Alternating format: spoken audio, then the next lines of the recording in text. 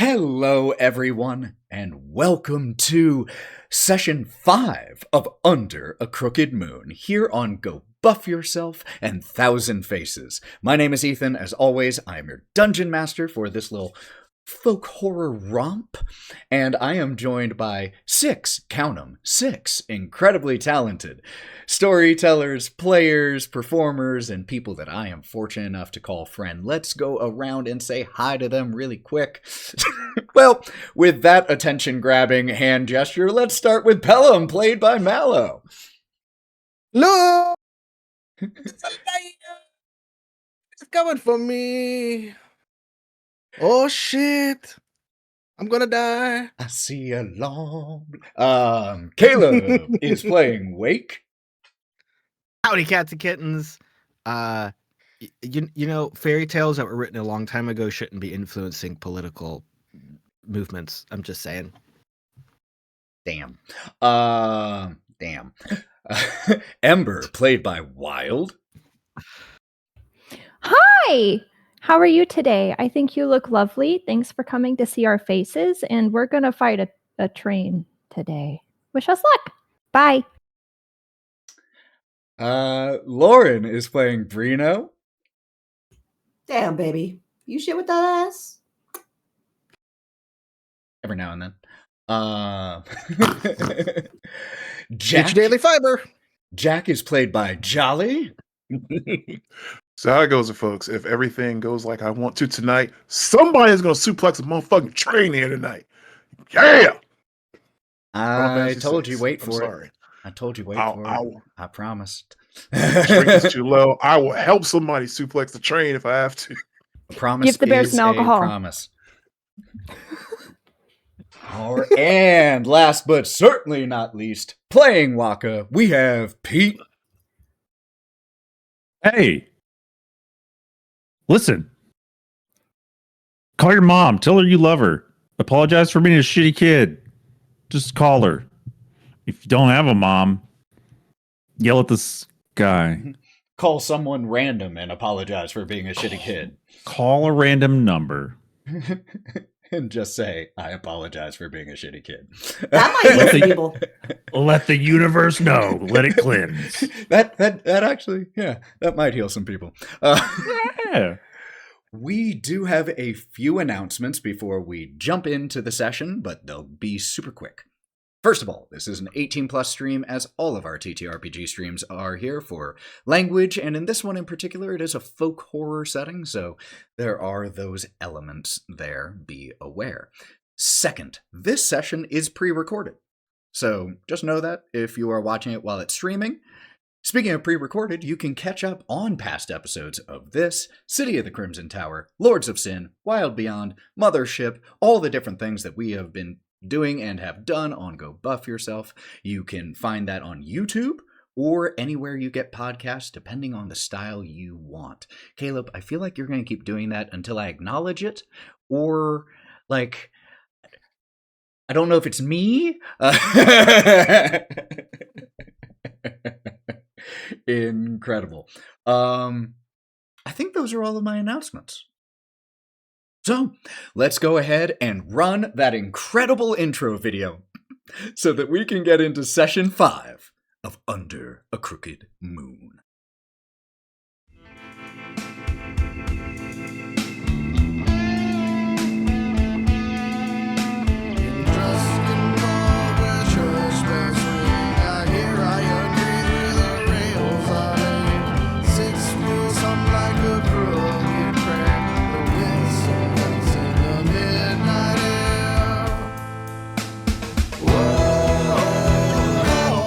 I see the long black train under a crooked moon, under a crooked moon tonight.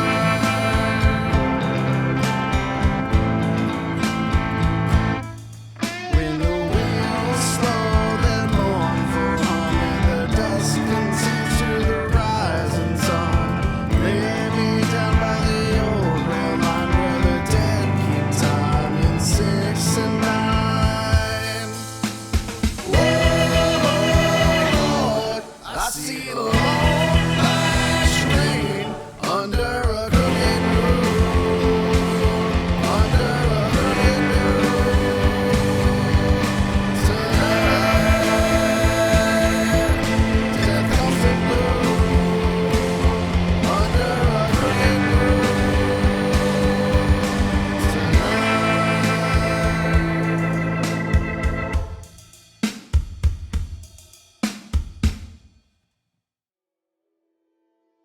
When we were last aboard the Ghostlight Express, our 5 had been tasked with a request, and a 6th tagged along and was very helpful.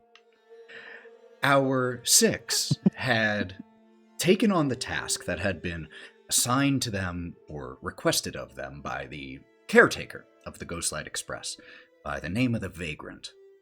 He asked you all to free some wayward spirits, some haints that had been lingering on board so that they wouldn't get corrupted by the shroud, the teal, nebulous stuff outside of the Ghostlight Express as it travels between planes. The shroud was able to make its way inside because of one spirit, a crooked spirit that had shattered the windows, infecting several of the spirits here on board. You all made your way through the Ghostlight Express, encountering a number of different spirits. Lovesick, guilt-ridden, regretful. Some just hungry. But one way or the other, you managed to convince or aid these spirits in moving along, finally departing. Along the way, you ran into 2 other individuals, Philip and Adela Druskenvald. You received a tarot reading of sorts from Adela, a passionate hobbyist of the occult, but as one of you noticed when inspecting her, deeply, deeply connected to clairvoyant magic. You all were asked to do one additional thing, and that was, after making sure the spirits moved on, check on the tender. The fuel, the fuel box and the furnace contained therein, and make sure that everything was okay with them, because the shroud that could corrupt these spirits could also potentially corrupt the fuel of this train, since the fuel of this train is those wayward spirits. When you all made your way to the tender, you found yourselves in a hot room with wavering bluish-green light. There is a fuel tank and a firebox. The fuel tank had a glass window on it, where inside you could see shifting spirits. The firebox, a heavy iron contraption with a heavy iron door. But as you all were in here inspecting, there was a rushing sound as tendrils of shadow whipped out from the pipes that twisted overhead. The glass window on the storage tank shattered, tendrils of the shadow pouring into the iron capsule.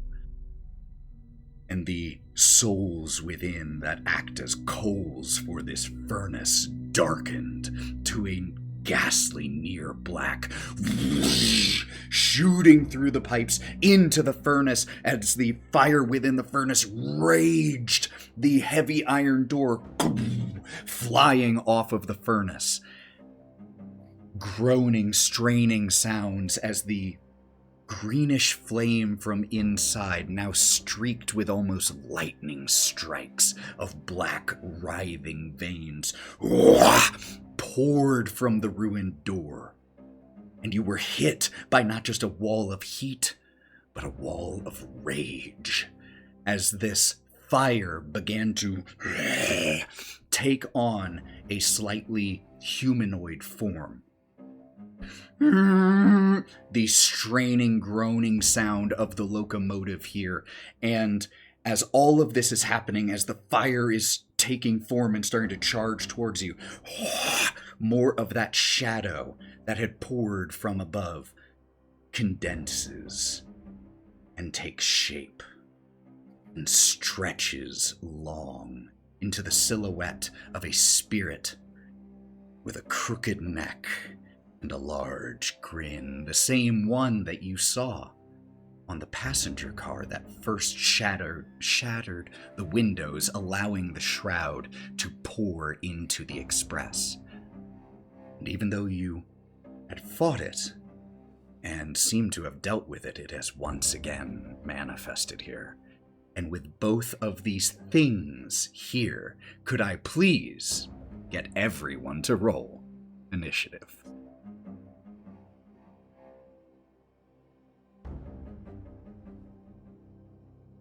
Who's got the one that makes the fire sound? What?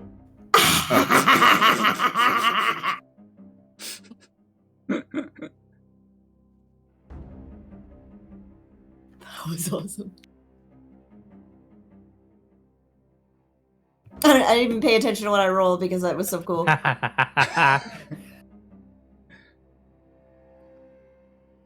All right.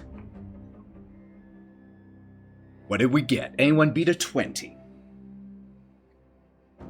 No one beat a 20. All right. Who beat a 15? Wait. Oh. No. Breenoh. Oh, Breenoh did? beat What'd you a get? 20. I did. It would appear to be a 20. 20 for You Breenoh. got a 21. Yeah, 21. 20. I got a 20. Oh, okay. It says- 20. Oh, I see. 1 for Breenoh, 20 for Ember. How about beating a 15? All right. Beating a 10? Oh, dear. I got a 13. Oh, there we go. I got 13. Hey, Wake just got a 24. Are we just rolling dice? Yeah, what's happening? What is going on? I'm sorry. It's not showing me what any of my rolls are. Neither, so me neither. I have Open no up idea the- what my. Oh, Open up so- the Game campaign log? tractor. Yeah, the game Yeah. log, and then yours will be in black. I am. It's just not showing it. It's to not me. showing me either. It showed my investigation check. I see the everybody heck? else's, just not mine. So if someone else sees mine, please tell me what it was. Does the drop down say I don't see send Wakes to either. DM or oddly, everyone? on here? I don't see Wakes. What? Weird. I see it. You do? They changed D&D Beyond since the last time, everybody. I just want to put that out there. Yep. It's also called D&D 5.5E, which I think is the dumbest fucking name in the world. But hey, what are you going to do? 3.5, Don't give them attention. 5.5. Maybe they'll stop So making name changes. Confused. 3.5 was also woof. Yeah, that's interesting. His rolls aren't coming up for me. No idea why. Yeah. But what did Wake get on initiative? I'm seeing a 24. Initially, well, that's his If- last one. That's the last If one. D&D Beyond is giving people problems in terms of rolling, feel free to roll physical dice. It's fine. Totally. Well, now You Wake have to stuff do math. moved away for me, so. Oh. I have the log up. If you want me to call them out, call the numbers out. I mean, that's. I think people should be able to see their own numbers. So if you want to roll Would you like physical to- That's dice, true. it's I fine. could tell you the original number. Yeah, sure. What was the first roll that Wake got for initiative? According to the log, 16. 16. Okay, We'll go with it. we'll go with Yeah. it. Jack, what'd you get? What was that? You were muted. 7. 7 for Jack. 7. And what about Wokka? I rolled a 3. A gentleman's 3. You're not ready. Ouch. I'm going to go ahead and get some physical dice ready. Yep, since it's just in acting up. case if it's acting up. All right. This is a fun initiative order, and this is a fun one. All right. That means the first to act is actually the crooked neck spirit here. Now, just so you all know, this is a... In the future, we will use battle maps, but since this is a smaller situation here, we're going to do this theater of the mind. The space that you're in is about 30 feet by 15 feet. There is not a lot of room in here. And the central portion of this room is dominated by the fuel box that takes up about the central 10 by 10 feet. So it is narrow walking alongside of it. How tall? I see you asking. About 10 feet. So that's the general situation here. The spirit in here is going to... I'm going to roll a die. Actually, it is going to hold its action. Since no one has taken an aggressive action yet and it doesn't know who to attack, it is going to hold its, ready its action, but is going to start to just move towards you all. And the way this spirit looks right now, with its crooked neck, its feet, even though it is a shadow, and they don't need to move the way they are, the way its feet look, it looks like a hanged body just gliding towards you. That will bring up our first PC in the initiative, who is Breenoh, followed by Ember. Okay. I just don't even want to attack it, though.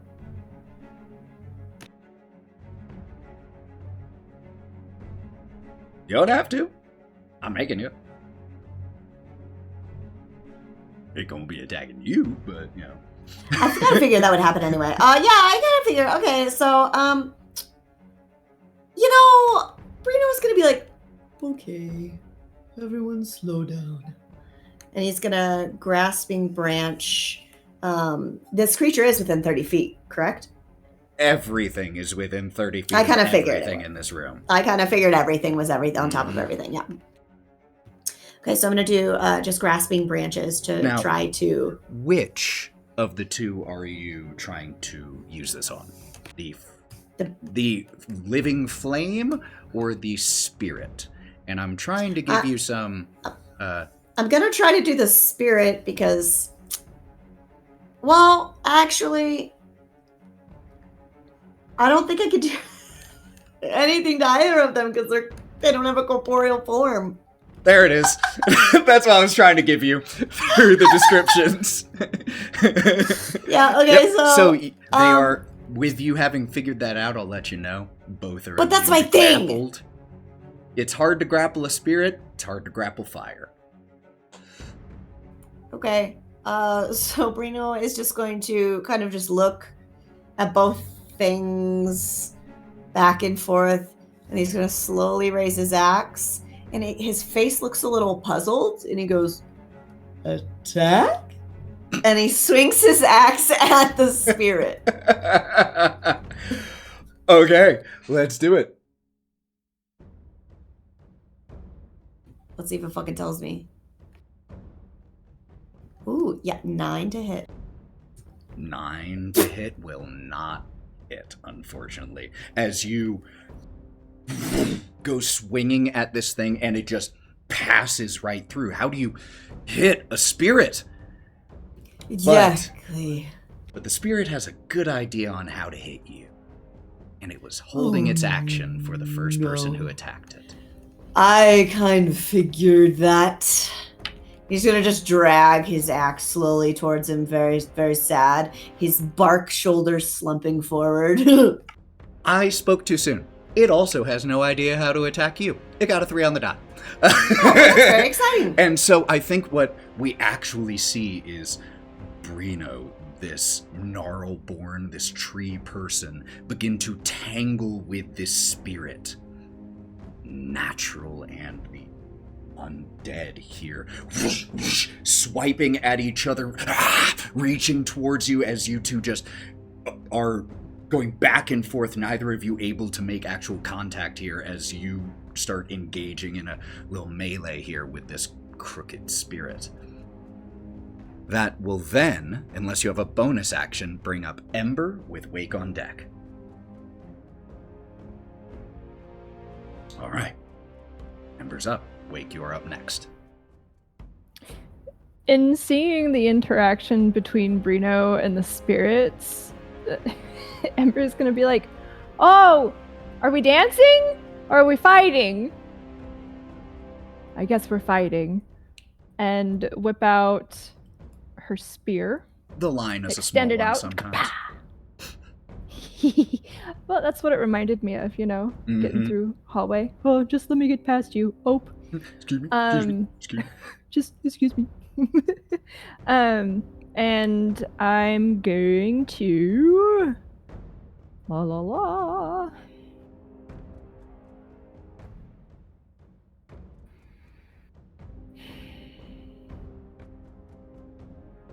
I'm going to try and attack with my spear first. Okay. Remind me, which did you say you were attacking? Were you going after the spirit or the flame?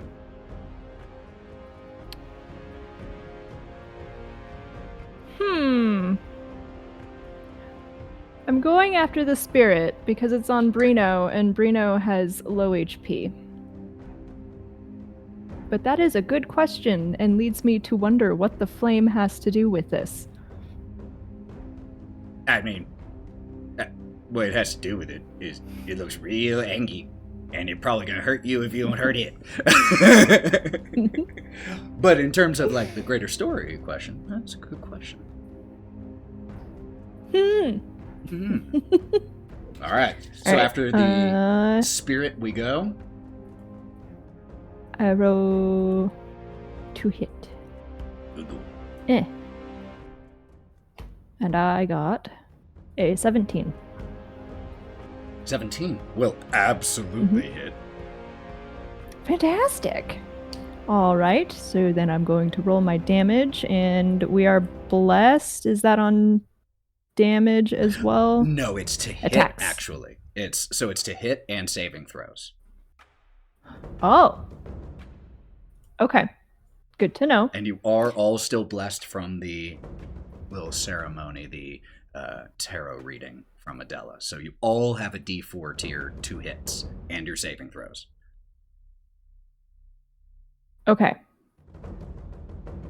And I'm going to attack for 5 damage. 5 damage? Hey, 5 damage is 5 damage, man. Damblage is damblage.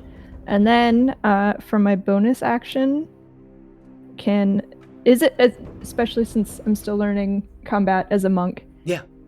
Can I use my cursed claws So, as a follow-up? So, Or is that the multi-attack? Yeah. So, Okay. right at this point... the flurry of blows. Yes, there it is. You can use a Okay. focus point to do Flurry of Blows, and then you can make 2 extra attacks as part of your bonus action. I'm going to do an unarmed strike first, or as my bonus action instead, if that's okay. Did you attack first with your spear? I did. Then in 2024, the two weapon fighting, the second attack is a quality of light weapons. Which, since a spear is not a light weapon, you don't get an automatic free attack as part of a bonus action. That's something you get for using things like short swords and daggers. You can't do it with everything. So because you used your action to attack with a spear, your options now are something else for bonus action, or Flurry of Blows, and then you could make 2 unarmed strikes as part of your bonus action. Okay. Well, I must have been mistaken in how I understood that. All right, then what instead? A bonus action can also be movement, correct? You can just move. You have a movement. Okay. You have 45 feet of movement that you can take. Cool. So I'm actually going to get behind the spirit, in between the spirit and the flame after attacking. Yeah, absolutely. So that I can kind of draw the spirit's ire while everybody is behind it. Okay, getting in a position where you can kind of tank this a little bit. Got it? Love it. That means, Wake, you are up next, and Pellam is on deck. All right. I am going to start with a bonus action to steady aim, Heck yes. which means I will not be moving to give myself advantage. So cool. And with that advantage, I am going to target the as creepy as that spirit is, and I'm definitely getting vibes from things I've dealt with in other horror games I used to be part of. I'm gonna go for the flame creature thing. Something just tells me we're gonna go over there.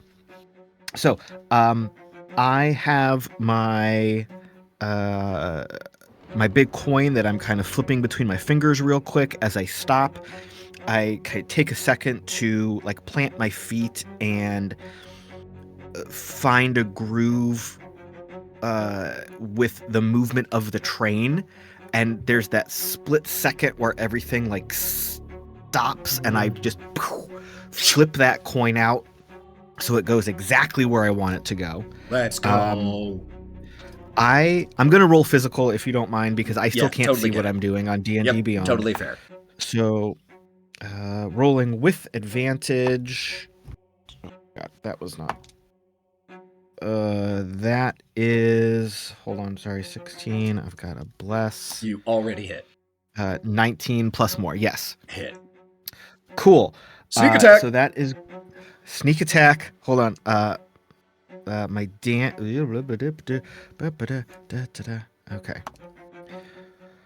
Holy shit. Okay. That was 14 force damage before the sneak attack. Force damage. I love that force damage. That's so nuts. Another 11 damage from the sneak attack. And please pause while I look this up. I got an 11. Okay. Using my what's it called? Using my Hex Slinger Jinx, as the force coin connects with this flame creature, kind of a wash of, I'm going to, in this case, say like silver energy explodes from that impact point. The flame creature is targeted with bad luck until the end of its next turn. When it makes an attack or saving throw, it subtracts 1d6 from the total. Wow. Bluey. That's incredible. And because you hit with a Vex weapon with which you have weapon mastery, you have advantage on your first attack before the end of your next turn without even using steady aim. That I do. That's nutty. How does it look when as you provide bad luck to this spirit of fire? Because as you flick this coin forward, where it hits is just a cannon blast through this flame. We're just and creates a huge hole in this fiery creature that has to reform. Its heat and rage turned 100% to you as you deal almost half of its hit points. So, I think. So I said like silver fire erupted from the silver side of my coin. It's almost like, you know, when there's you see a waveform on a screen and there's the opposite waveform. Mm-hmm. It's kind of almost like opposite flame is flicking along this flame creature's flame, interfering with its movements, almost making it like hesitate and skip a little bit, like it's slightly out of phase almost. That is so cool. Heroic inspiration for that. I don't think anyone's used it yet, but it's there. So that was incredible. Okay, so it has a minus D6 on... Is it its next or all of its attacks until a certain point? Until the end of its next turn. Oh my god. Attack rolls and saving throws, if anyone cares to force it to make a saving throw for some reason. That's amazing. Incredible turn from you, Wake. That brings Pellam up with Jack on deck. So are these creatures? Everything in 2024 is a creature. Just so you know. Everything that is Cool. alive is a creature. I'm gonna cast Unraveling Whisper then. Okay, what does that do? I get to choose 2 creatures that I can see within range and whisper a frightful phrase. I'm gonna scare them to death. They gotta make a wisdom saving throw. Otherwise, they're gonna take 2d6 psychic damage. Then they'll be frightened of me, which, let's be honest, most people probably should be. And until the start of my next turn, and then in their frightened, they can't. They have vulnerability to bludgeoning, piercing, and slashing damage. Okay. Whoa. This was a wild 2 rolls that I just made. For the fire, for the Soulfire Stoker, as it is called, that's a nat 1. For the spirit, that's a nat 20. But I have to roll Nice. a d6, and I rolled max. Uh-huh. So I took a nat 20 down to a 14 because of that jinx. Mhm. Does that succeed? It meets the wisdom 4D thing, yeah. Okay, Sadly. so It still takes half damage. Yeah, that one will take half damage, and the other will take full. Where's my other thing? Oh, Oh, those were some rolls. Well, it's a good thing. It's a good thing for half damage on that because I rolled an 11 on the damage. All right, 11. Man, wrecking ball. This thing hasn't even gotten to act, and it is bloodied. Incredible. Anything else from you, Pellam? Otherwise, Jack is up next. It's now frightened. It has vulnerability to bludgeoning, piercing, and slashing damage. Yeah, that's it on that. Anybody want to hit some fire? It's frightened. It can't move closer to you. And it's at the far end. Oh no, that fucks with my entire plan. All right, incredible. That means Jack, you are up, buddy. All right, so just to make sure, I can use my action and bonus action to cast a cantrip, right? One is a bonus action cantrip, the other is 100%. an action. So in Perfect. 2024, All right. here's how it works. You are limited based off of spell slots. So you can only use 1 spell slot per turn. Which means, theoretically, if you had, like, something that you had, like, a cantrip, or you had a leveled cantrip, like Misty Step, but then you had a staff that let you cast spells from it, you could cast a 2nd level spell from it because you aren't spending a spell slot. So just so you know how it works, it's entirely based off of spell slot usage. All right. So first, we're going to open up with, I'm going to aim a Starry Wisp at the fire. So let's see how this goes. And did I get the blessing? Everyone did, yep, for- plus D4. All right. So then I just get another D4 plus that 10. Oh, this is enough. God. 13 to hit. 13 barely misses. So you have a choice here. You can let it ride. You can try to re-roll. Yeah, we'll burn the inspiration. I'll probably get. You'll get Let's another. hope I get it back. Yeah. All right. Let's try that again. Starry Wisp against the fire. Come on. 16. That plus- hits. That hits. All right. 16 hits, and we are going to do 1d8 radiant. So that is 7 radiant. Shit, y'all. Okay. As with Starry Wisp, just from above, coming through where the tendrils of smoke had come down, just this bright light descends, and on top of this flame, just causing a ripple through it. You can almost hear like when a fire or a candle is starting to gutter, it almost sounds as this impacts like strong wind blowing through this flame, and it is trying with all of its might to stay around. And it's looking real rough, y'all. Anything else from you, Jack? Alright, so finally, bonus action just in case. Tap quarterstaff on the ground, sickle blade comes out to catch Shillelagh, and that will end my turn. Beautiful.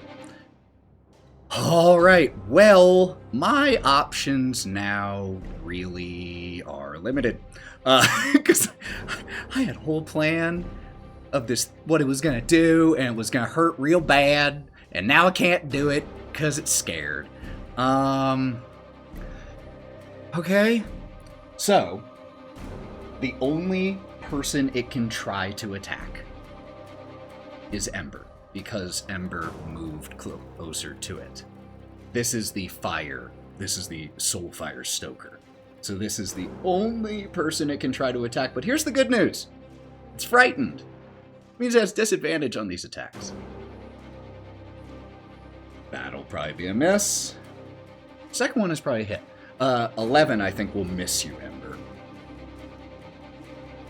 But a 21 with disadvantage on the second.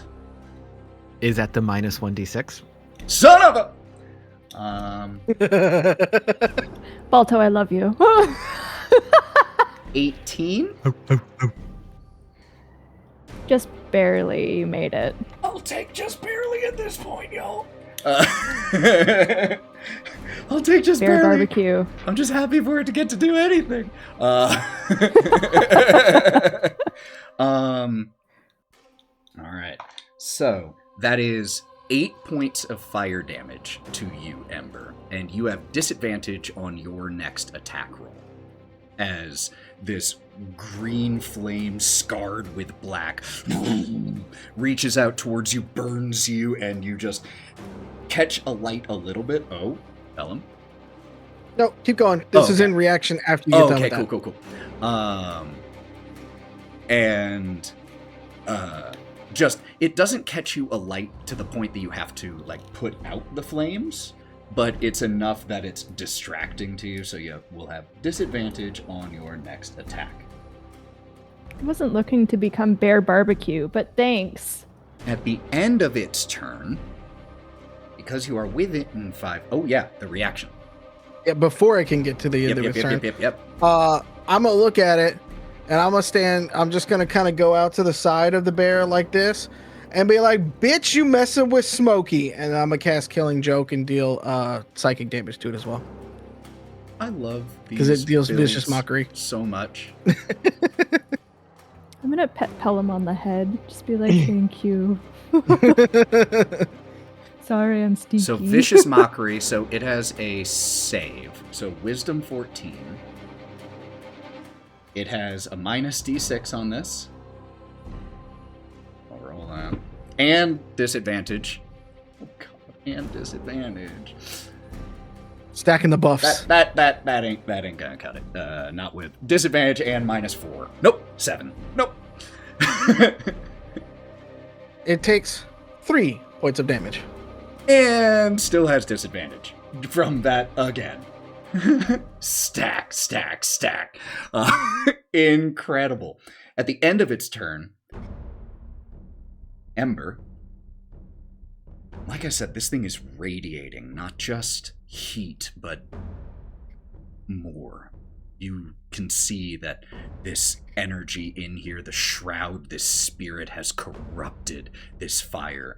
And where you were burned, you feel your flesh start to rot slightly. And you take... Yeah? Is this necrotic damage? It is necrotic damage. I have a defense against necrotic damage. You have resistance if memory serves. Okay. So that means Yes, you will only take just half wanted of to this, remind you. which is great because I rolled max. So you will only take 4 points of necrotic damage.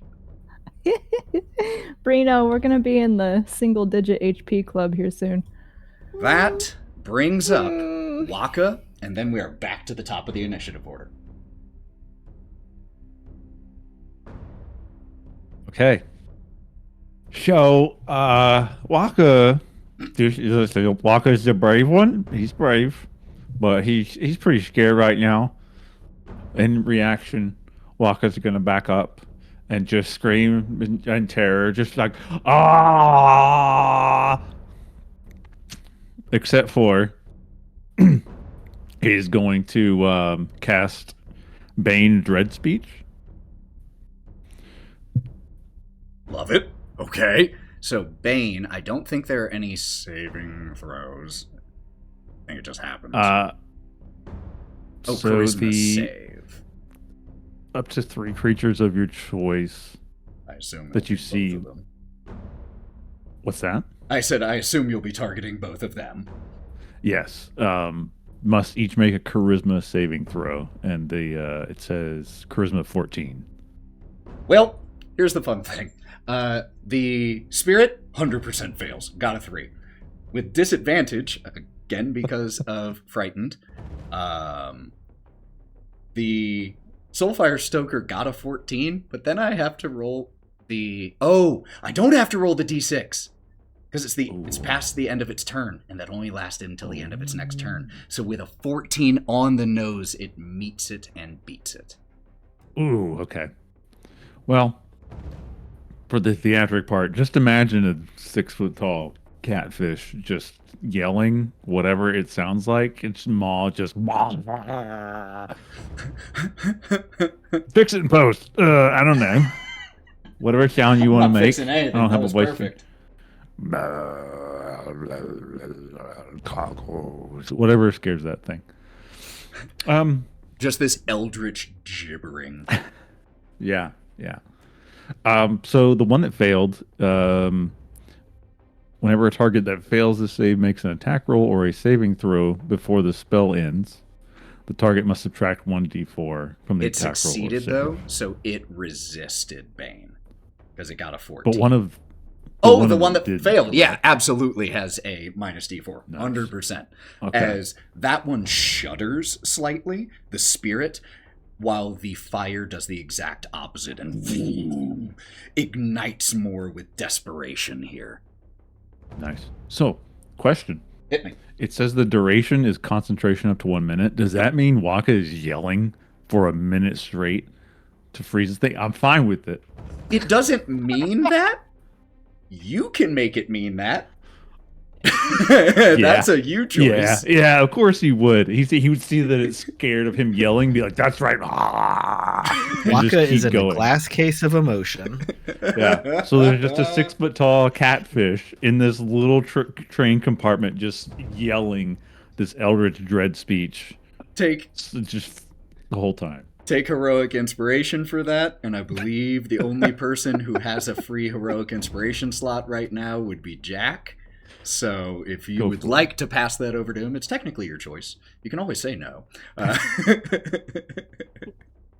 Take it, Jack. Just don't want to take player autonomy away. Anything else for you, Wokka? Any bonus action or anything like that? I mean, he'll probably just shuffle around at his feet and try, he's just yelling, kind of staring off. Got it. His mouth as wide open as possible. I don't think he can do much else. That will bring up the top of the initiative order, which means I'm going to make a... You know what?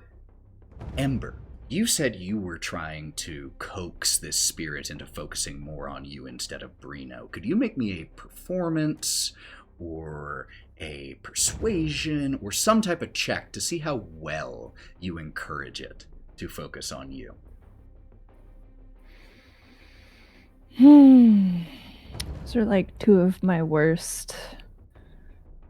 My charisma is I would ass. say you could, if you wanted, roll me a d20 and use your strength bonus instead. We can use this kind of like a physical intimidation instead of your charisma. So essentially make me a strength check here to just see how well you make yourself look big and threatening. Oh, I almost had a nat 20 plus. Whoa. All right, so I got a 19. 19? A 19. Yep, it's focusing on you. And that's without the D4. That's 100%. It's going to focus on you. 19 on the die. Just gets in a pose and it's like, Yes. Incredible. I would roar, but I think that base is already covered, so Okay. Yeesh. Ember, you are hit for 8 necrotic damage, half to 4, because of your resistance.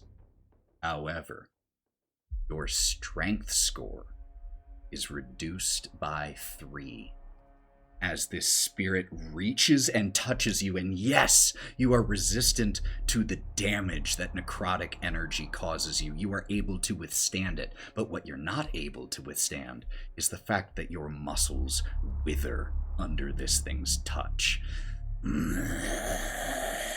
Just reaches and grabs, and your arms just get a little more toothpicky. get off of me. Ew. That is the end of its go. That is going to bring up Breenoh with Ember on deck. Oh, hell no.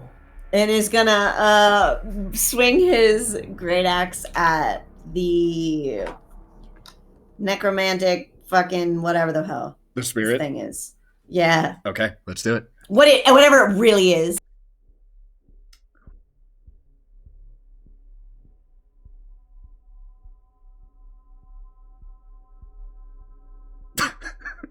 Didn't hear that reaction, but I sure saw it. 11. 11 is just shy of hitting this thing. Heroic inspiration! Let's do it, come on! I want to hit it.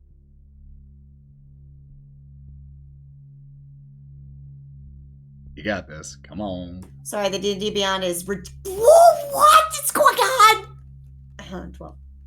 Meet to beat. Thank God. You just needed one higher. What the fuck? Okay.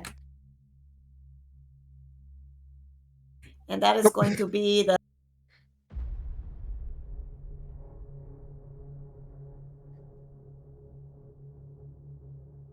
D&D Beyond won't show it to me. My dice was over that section of my character sheet where you could see where it said. So... On my end, it said It's 8 8 for damage me. on my end. 8 damage. Yeah. Okay. You swing at this thing that you've been tangling with, and the great axe that you form through your branches, it passes through. You know you made contact. You can feel that you did something, but you know that attack would have hurt something that was flesh and bone more than it hurt this. Attack? That will bring... And Breenoh just goes... and steps back a bit. Are you going to step back? Am I provoking? No, attack actually, I'm outside? not going to do that at all. Oh, okay. I'm going to just stand right there. Completely Ember is non-moving. up and Wake is on deck.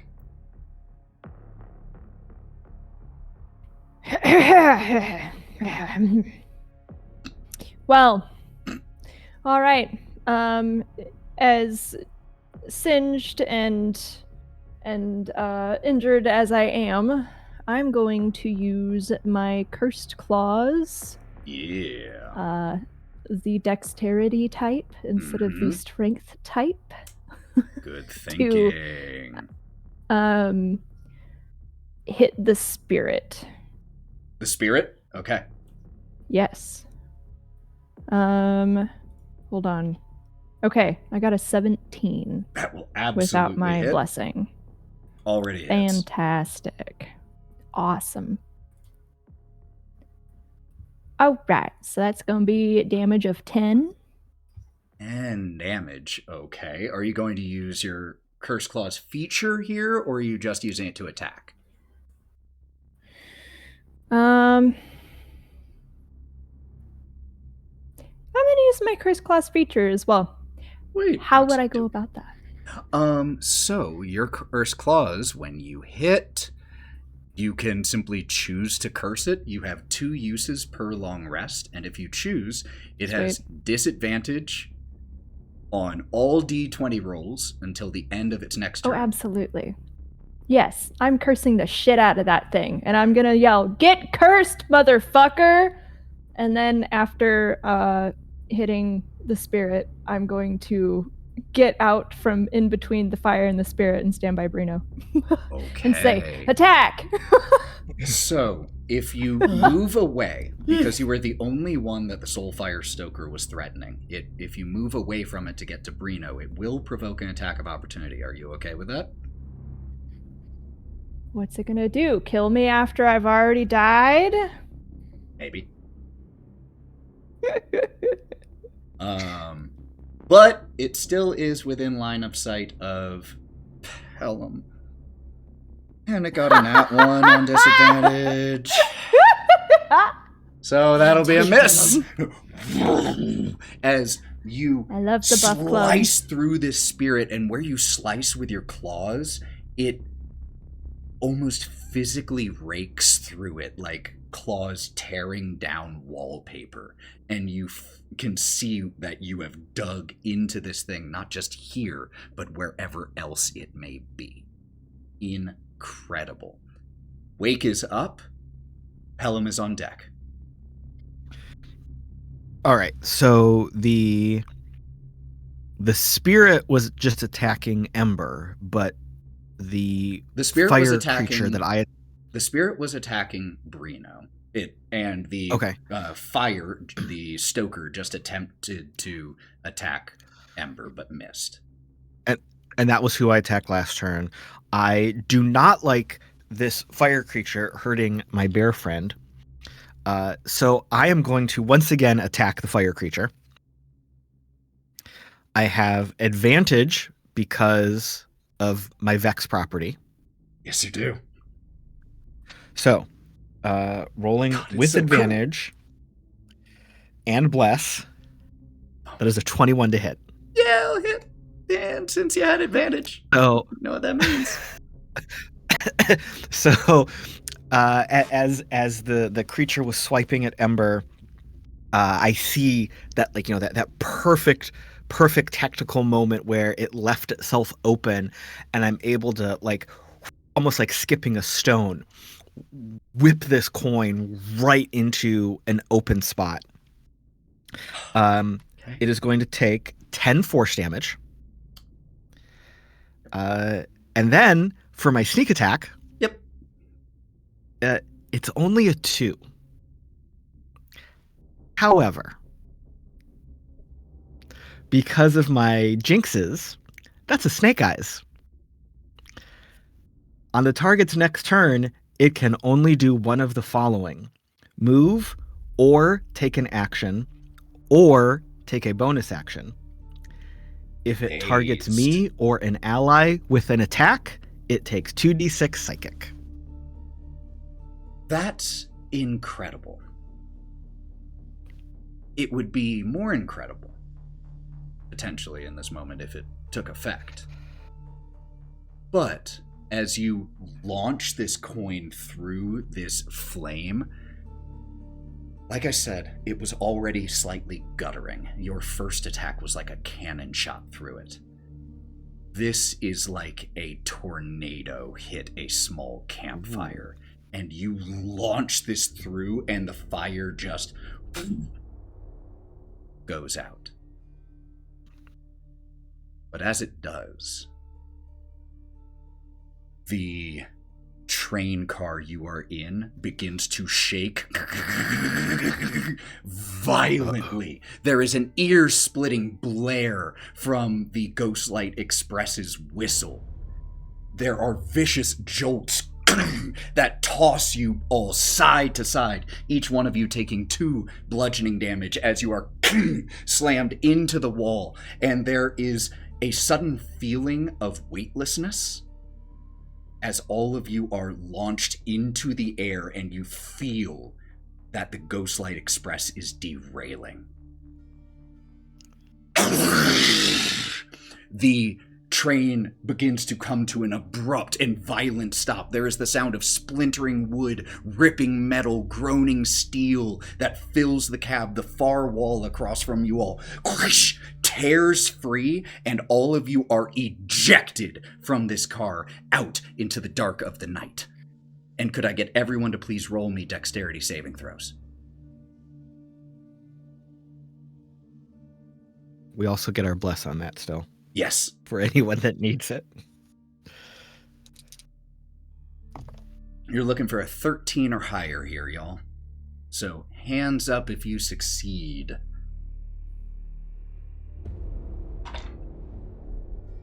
Nat 20. Woo!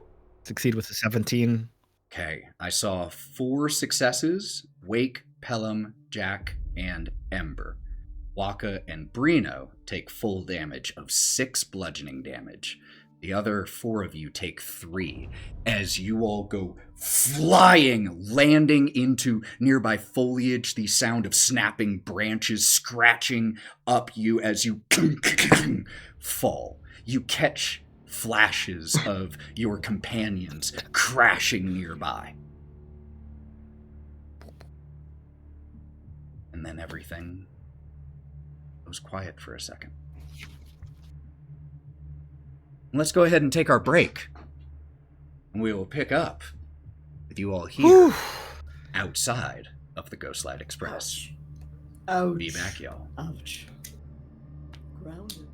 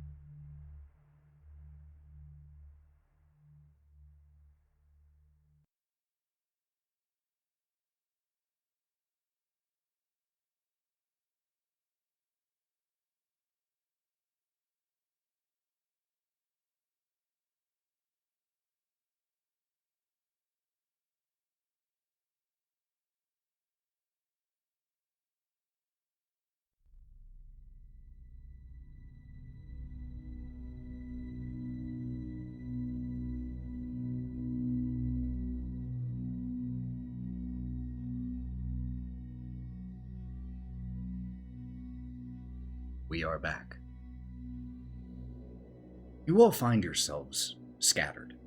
It's possible a few of you are next to each other. But you all got launched at different times. A few of you, the ones who succeeded, managed on your deck saves, managing to hold on a little bit longer, time your like rolls and jumps a little bit, while Breenoh and Wokka were just victims of physics here and just whoosh, get launched out. They get launched the farthest by a good measure. And so, as you all come to, I would love it because we haven't done just a visual check-in here in a little bit, as we see each of you one at a time, with the knowledge that you find yourself in a dark forest full of trees that range from 60 to 80 feet tall, ancient, gnarled oaks. I would love to know how we find you, and how you're currently looking after all of your endeavors aboard the Ghostlight Express. Breenoh, would you mind leading us off? Breenoh, he's 6 and some change feet tall, relatively large tree made from an amalgamation of different branches and foliage, moss and vines. He looks to be the Frankenstein of all trees, and at his sutures, you see these cavities, as if the sutures have sunken into his body and his bark is trying to push its way out. Due to the alteration of maximum hit points. And There's something worse happening to him than just being in pain.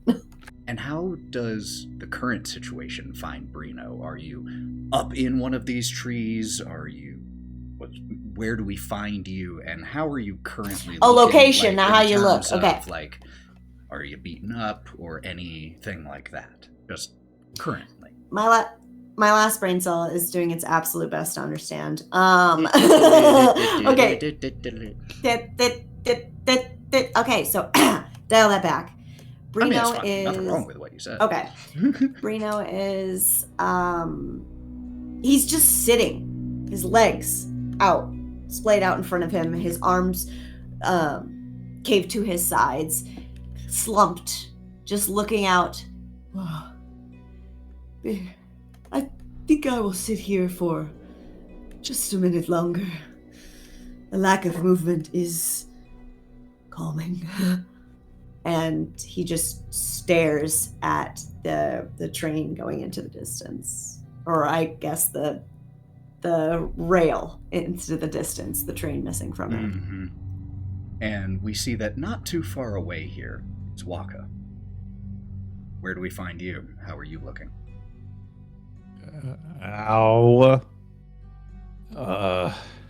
Kind of wrapped around a tree towards the bottom of a slight hill. Took a tumble down the hill, and Wokka's waking up covered in mud, wondering or he had wondered before if fish had ribs, but he knows now because they're, pretty banged up, probably broken. Covered in mud. And one of the good things about being a catfish is when they're covered in mud, they kind of look like they do when they're regular. So if anybody comes upon it, be like, that's a fish, without knowing that he's banged up or in just so much pain. My favorite part there was Caleb's face there, just like...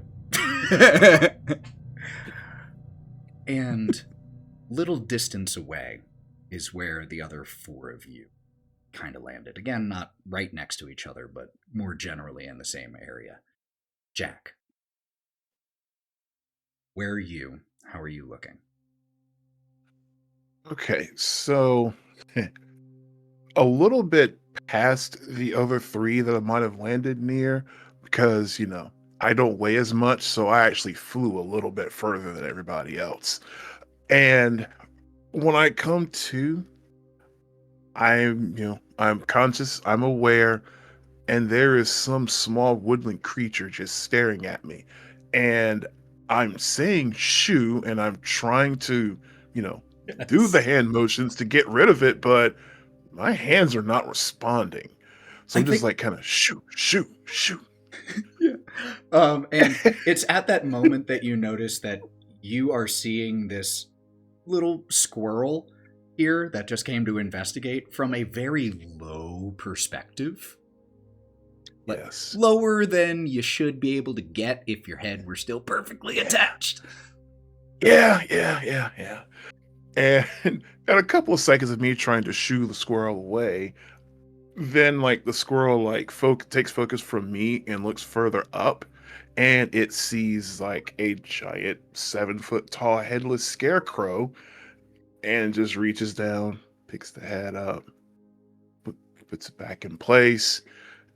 And then the squirrel actually does run away because the squirrel just 100%. witnessed a creature just put its own head back on. And the green flame is still present there. And I start looking around, and I'm kind of doozing out of it because I did just get thrown from a train.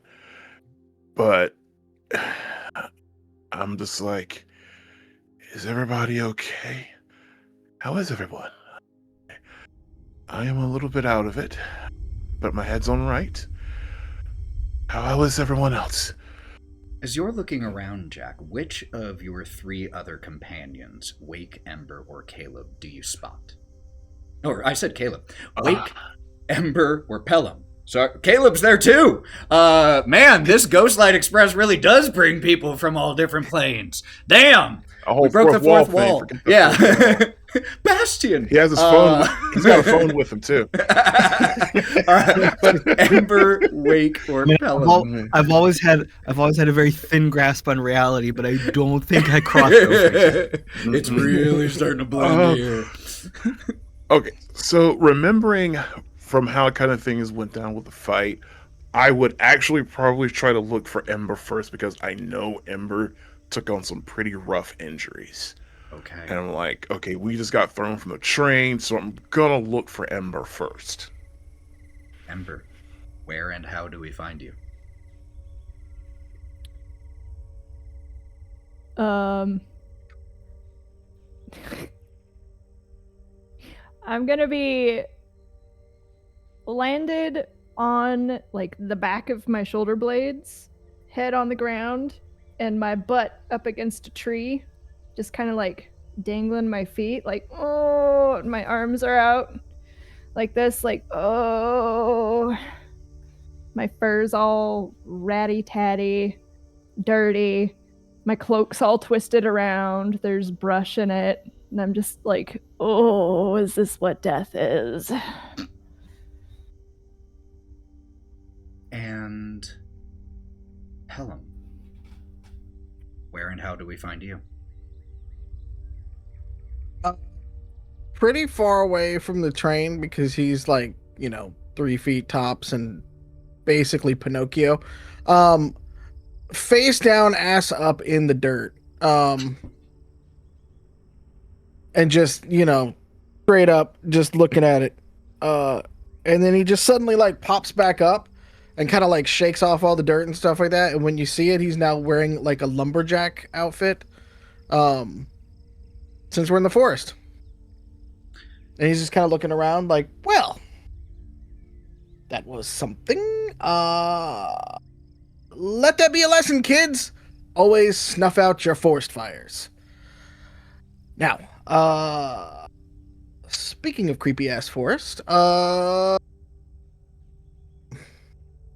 one thing I will say, Pellam, that you notice is that in your hand is a string. String that was previously attached to the end of a floating balloon.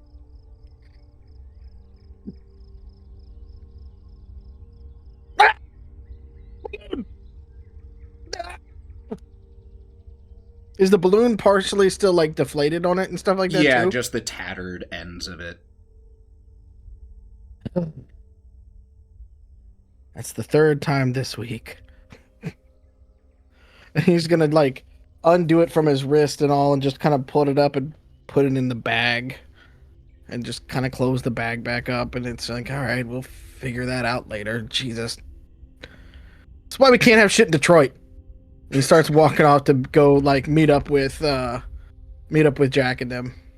As you start walking off, you hear in your head, "Well, that shit went off the rails, huh? See what I did there, Pellam? It was a train pun." Yeah. It's when they said throw Mama from the train, it was just not quite. I wasn't supposed to go get thrown with it. You get it, yeah.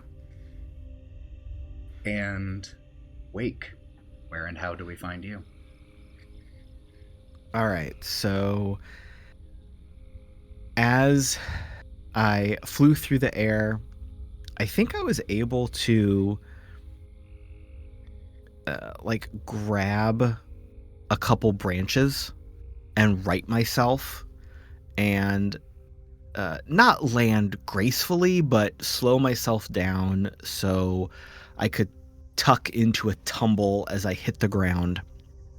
And I come up from the roll in a crouch, low to the ground, looking around, trying to figure out what's going on, very dizzy, kind of shake to clear my head, brush some of the dirt off of my shirt, and my first instinct is to reach down to where would have hung a lantern and some belt pouches of gear, and then pause for a second because it's not there, and then kind of blink as I take in the fact that I can actually see in my surroundings, and I'm like trying to process what dark vision looks like, because in my previous form I did not have dark vision, and now I'm like, oh, okay, that black and white version of seeing things. I'm sitting here for a second, like processing that I can see and trying to interpret this new visual input. So you all come to yourselves, dust yourselves off, start to stand up, to move, to regather. I'm going to absolutely give you all the roleplay time when you do all get back together, but I want to describe really quick what you all notice as you all are regathering. Like I said, dark, ancient-looking forest, twisted, gnarled branches here. There is a light that is coming through the branches, the boughs here, that streams from the sky ahead, and is a clear night. The light that comes down is sickly colored. It's like spoiled milk light instead of milky light. And in your own times, as you glance up to the clear sky, you will see, hanging in the sky here, a gargantuan moon. And just to give you all a contemporary point of reference as to what I mean when I say gargantuan, Jupiter rising, level of dominating the sky. So large and so bright that, Wake, your dark vision only has to function in the deepest of shadows. It is fairly easy to see most of the spots here with how bright this ghastly light is. But it's not the light or even the size of the moon that really makes you all pause. It's the shape. It's a crescent moon, like I said, but it is a terrifying visage, a haggard-looking face. And I want you to know that when I say face, I don't mean face in the way that humans find patterns in chaos. I mean a distinct face with a long, bent, crooked nose, so long it's almost a third spike of this sharp crescent moon. There is a single lidless eye and a large grin filled with sharp, crooked teeth. As you all start to come together, you also notice that there is faint glowing from different areas around you, and you notice that when the Ghostlight Express derailed, the cars also decoupled. The spectral cars are lying here and there, but they seem to have done no damage to the landscape being spectral.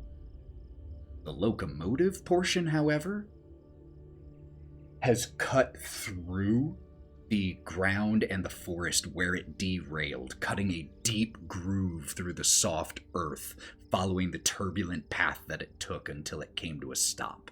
And you can see it stopped off in the distance on its side. And the six of you, one by one, come together once again.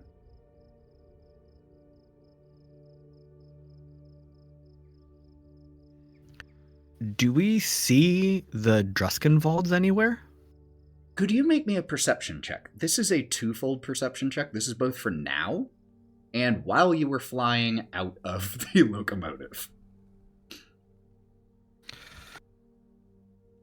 I'm gonna roll physical again Yeah, here. totally 'cause, fine. You know, stuff. Oh, goodness gracious. That was a 20 on the die, so 24.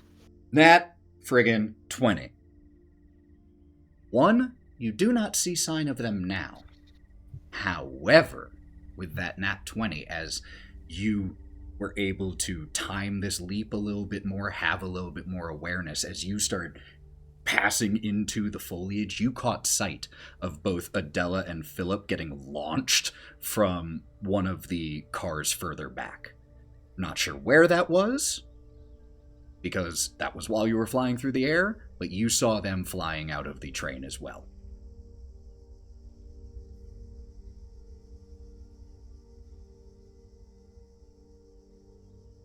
And you said we're all kind of coming back together, Yeah. you know, shakily regrouping here. Well, that was that was a hell of a thing, wasn't it? Are we all okay? Everything hurts. And does that moon have teeth? Was gonna ask the same question. Are y'all seeing this shit? I've never seen Yes. teeth in the moon before. That's what we're looking at now. First time for everything, I suppose. The moon has teeth, and I didn't get any. Maybe you can ask the moon if you can have its teeth.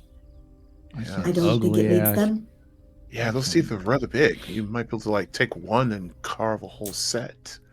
There you go. Dentures. Or Economical. just wear one tooth in the front. Yes. I'm in a lot of pain. I can't really yell at you all right now, but fuck off. That actually brings that up. How is everyone health-wise? Are we feel? I know we all just got thrown from a train, but we also just got out of a fight too. How is everyone? If I had to put a number on it, I'd say 11 out of 19. Just an arbitrary measurement. just a random I number. see. Everything's on a Understood. scale of 19. Yeah. Typical doctor thing, scale of 19. Yeah. I see. If we want to follow that same pattern on a scale of 27, I'm at a 2. Don't overdo it. I wasn't trying to overdo it. I just, it was just the number that popped in my head. This doesn't I divide see. I evenly. see. We have a lot going on here. Okay. We need a universal standard. 19. enough. Isn't that what percentage is? 19, God.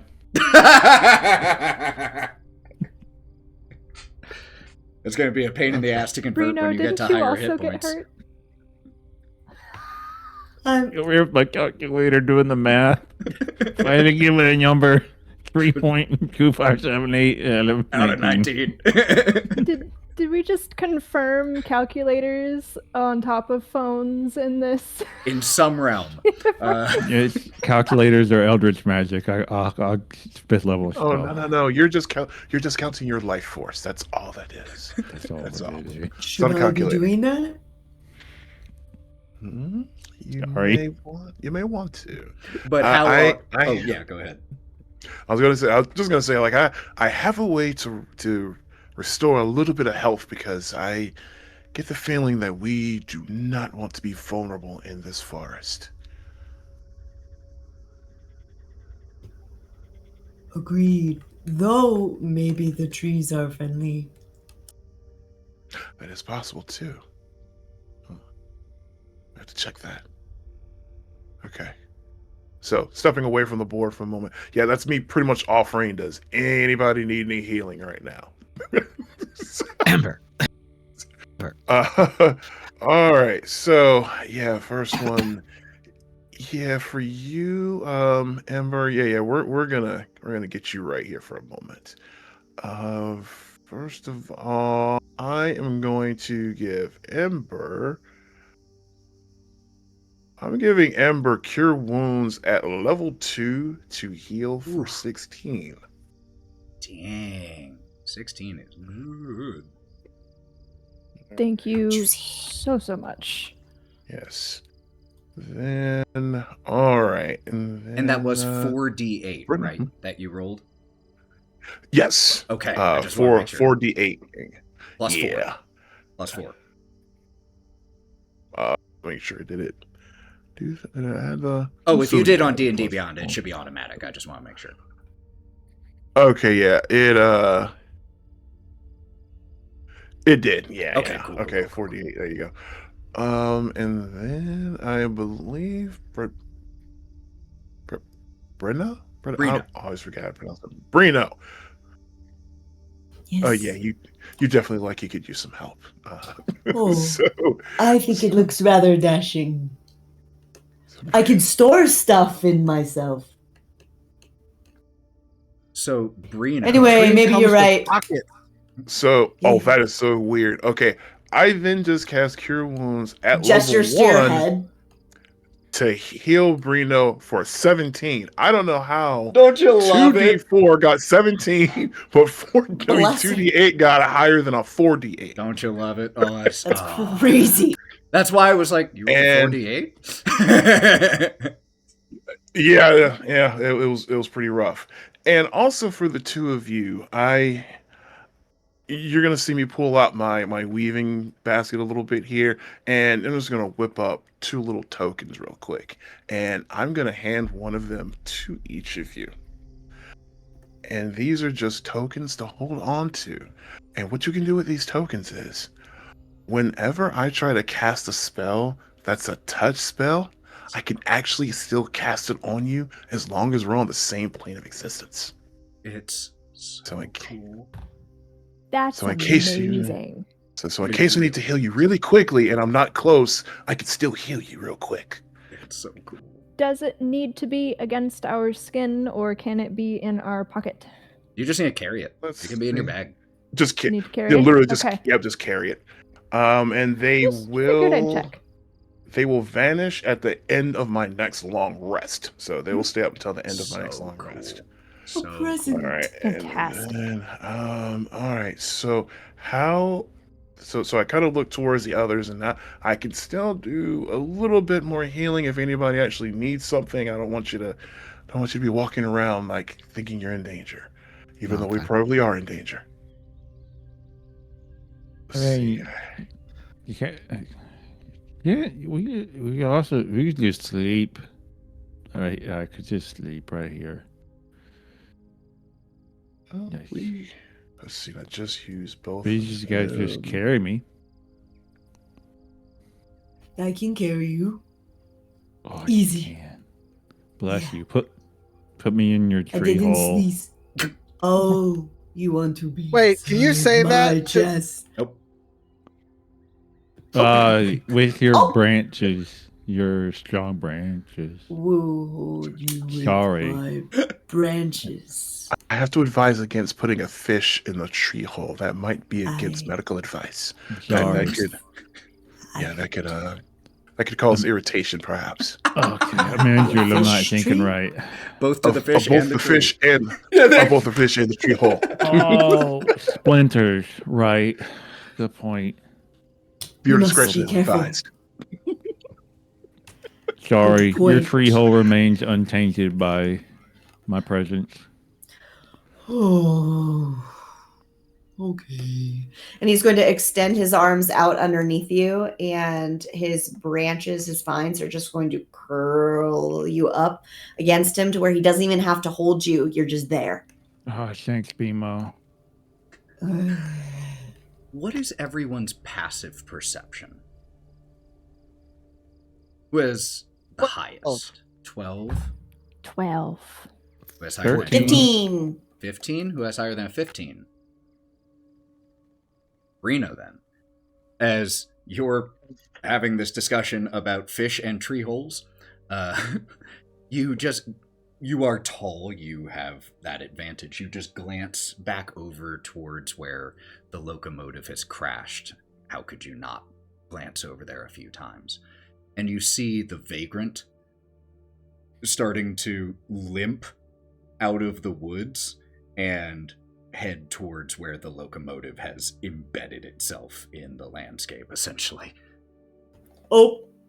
And he can't do anything with his hands because he's got Wokka strapped to his chest, but he is just going to turn his head and nod. Over there is where it stopped, and the vagrant. Wait, what? Probably.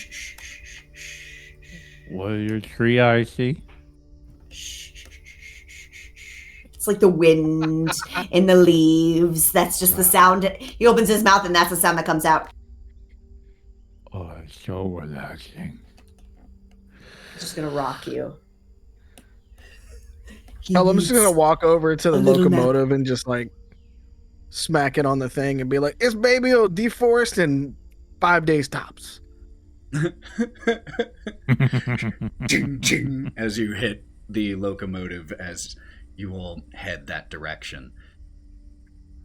Wake, as the person who rolled that nat 20 and the person who asked, you also glance behind you as the six of you start heading towards where the locomotive itself has crashed, and you see Adela and Philip. Philip with his arm around Adela, clearly like kind of leaned down, asking her. You can't quite make it out, but you can see that he's checking in on her to make sure she's okay, and she's brushing him off. You can see that she definitely took a bit of a spill, but they seem okay as far as all things considered.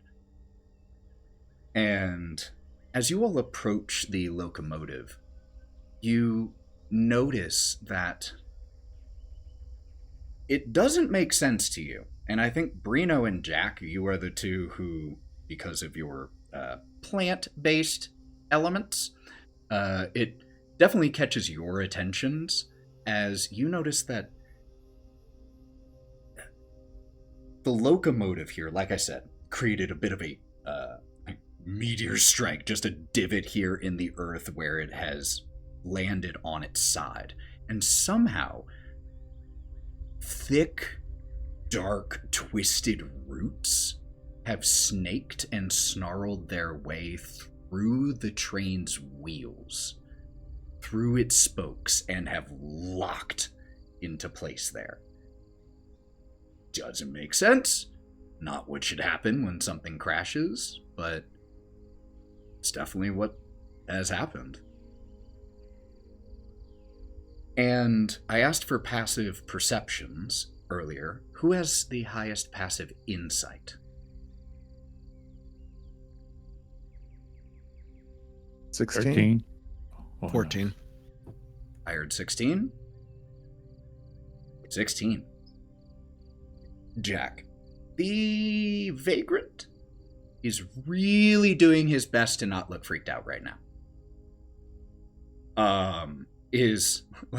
Was definitely not hiding that much until he heard you all approaching, and then just kind of puts on a bit of a, oh, everyone's all right. That's absolutely wonderful. All right, everyone's fine. Everything's fine. Fine, yeah. Fine. And he just stares at the locomotive, just stroking his chin and tapping on his cheek, trying to give his nervous energy somewhere to go. And so he is in the area with us now around the locomotive, Yes. right?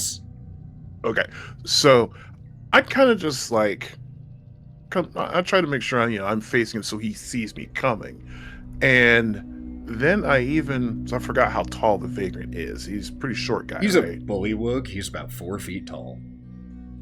Okay, so yeah, I'm 7 feet tall, so I literally kind of lean in on him, and I'm just kind of like, this isn't normal, is it? You look a bit worried. Are you okay? Obviously the train's not okay, but are you okay? What's going on here? I myself, I'm fine. Thank you for asking. That's very, very kind of you. I appreciate that. But no, between you and me, definitely not normal. Not by any extent of the imagination. Only something powerful could interfere with the Express. I've never heard or seen anything like this. So, admittedly, you asked us to go and check on the tinderbox, and when we went up front to check on the tinderbox, and I basically give him the rundown of what happened in the train car to, tell him all that it did and how I guess we are responsible for derailing the train, but I'm not going to say it like that. It's going to be like, we were fighting and then the train derailed.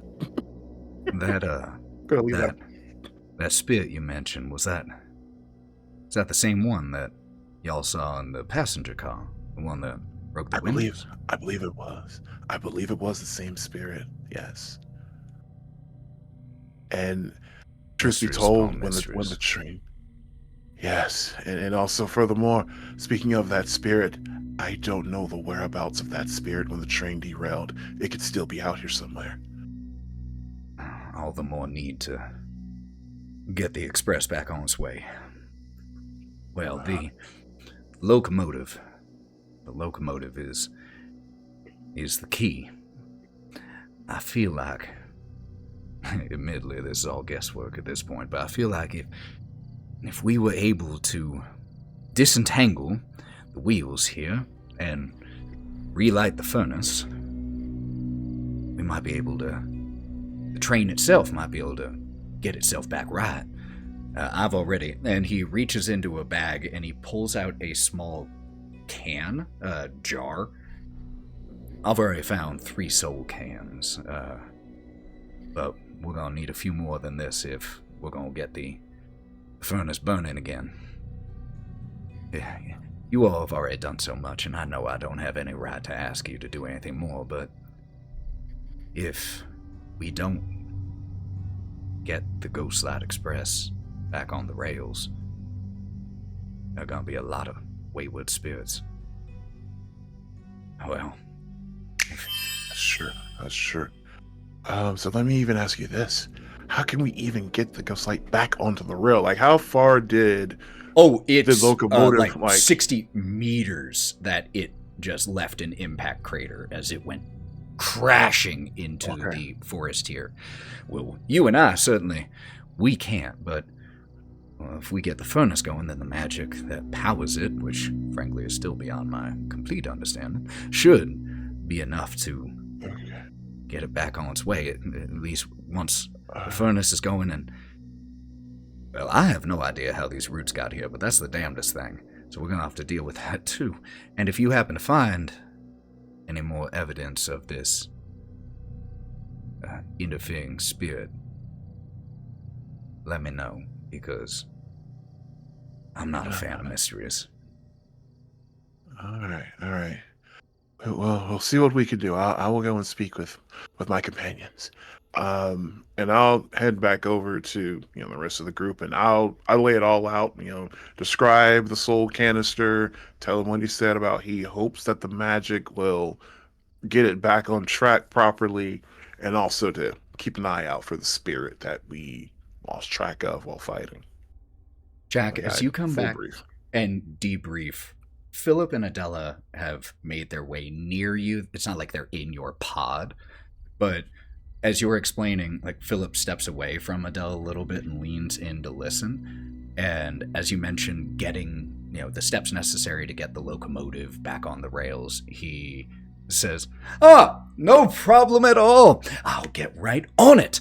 And he marches forward with his cane, just kind of with a little bit of pompous flair as he walks towards the locomotive where it's been snarled.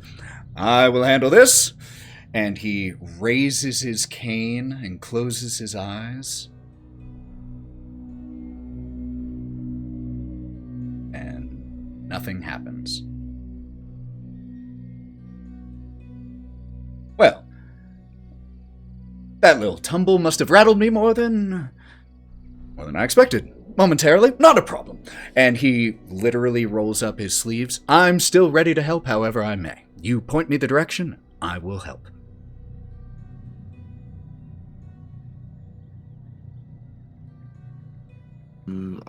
So did This to all was of he you, by the over way. here? Yeah, To all of us. Okay. So did he was catch the near brief you of all. my? Yeah, he heard what you were saying. Like, tried to jump into action, went towards the locomotive, tried to do something, failed, and just turned back towards you all. Well, didn't work. Still ready to help. Question, GM. Mm-hmm. How loud was Philip, and how asleep am I? Did that wake me up? That's either a you call, or you can roll me a perception check with disadvantage to see if you wake up. Perfect. That's what I'm wanting. I don't want to make this call. And one thing of Perception note, check? yes, please, Yes. with disadvantage because you're asleep. And one thing of note, by Yes. the way, Jack, that jar that he showed you, the one he referred to as a soul can, it had those teal greenish spirits inside of it, and it emitted a soft glow.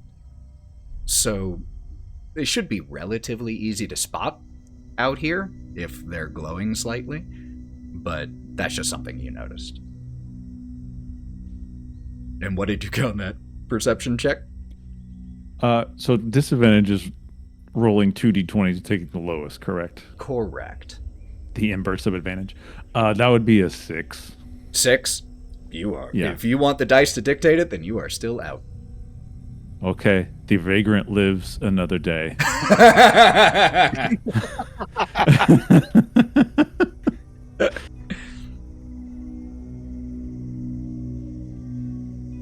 Thank you. No problem. So these things that are on the ground that we're ghost hunting, they're canisters. They're the fuel, but they also made the spirit come out, or like, what are we looking for here? The vagrant having walked over to you all and you shouting this. Well, yeah, looking for these. And he holds one of them up and shows you. Contains the spirits that, well, we call them soul coals, ready to be turned into fuel. Gonna need at least 3 of them. I have a couple to get it running, but then we'll certainly need more to keep the train going after it gets started. Where do you get them? Normally, we store them in the tender, but since that has crashed, I found these 3 while I was making my way towards the locomotive. If y'all manage to find 3 more, we should be pretty well set, at least for a little while. There must have been some dropped along the derailing. If you found those. Yeah, Have a look. can we backtrack a little bit? Maybe follow the wreckage and see what comes up. Why don't you nominate one person? Are you all splitting up to search, or would you be staying together? Split the party. Split the party. Don't do that. Don't no. do that. I think In a In the woods. strange forest? more eyes With crooked moon teeth? Yeah, no, Fred. The party will not split up. Fine. In that case, if you're all staying Chaos together, Goblin. could you please nominate one person to make me a perception check with advantage? Who's got Actually, good you know what? perception? Forget that. You all may be moving together, but you're also still able to look independently while you're traveling as a group. So everyone make me perception checks, please. Perceive. With advantage? No, just normally, since everyone's rolling. Dang. What if you're asleep in a tree? You're probably not making a perception check until someone wakes That's you what up I or fi- until you choose to wake up. Okay, I'll my save it for when someone's loud. I got a 21. Okay. All right, 17. Okay. 10. 9. I'm watching a fish 18. sleep. 18. Oh, it's so cute. Yeah. Okay. You all were asked by the vagrant to find 3 more of these. Said should give a pretty good stock. You all actually managed to find 4 over the next 10 minutes. Which they've been scattered decently about, but like I said, they give off a faint teal glow that makes them relatively easy to spot. There's one that is just like 5 feet from the crater. Your instinct was totally right, just following that path. Boom, one right there in the brownish grass here.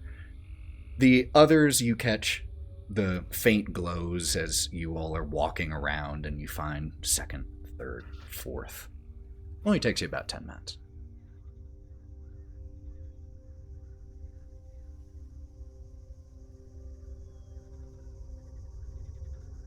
So I guess we find those and Could we have been giving them to Breenoh to carry in his branches? 100%.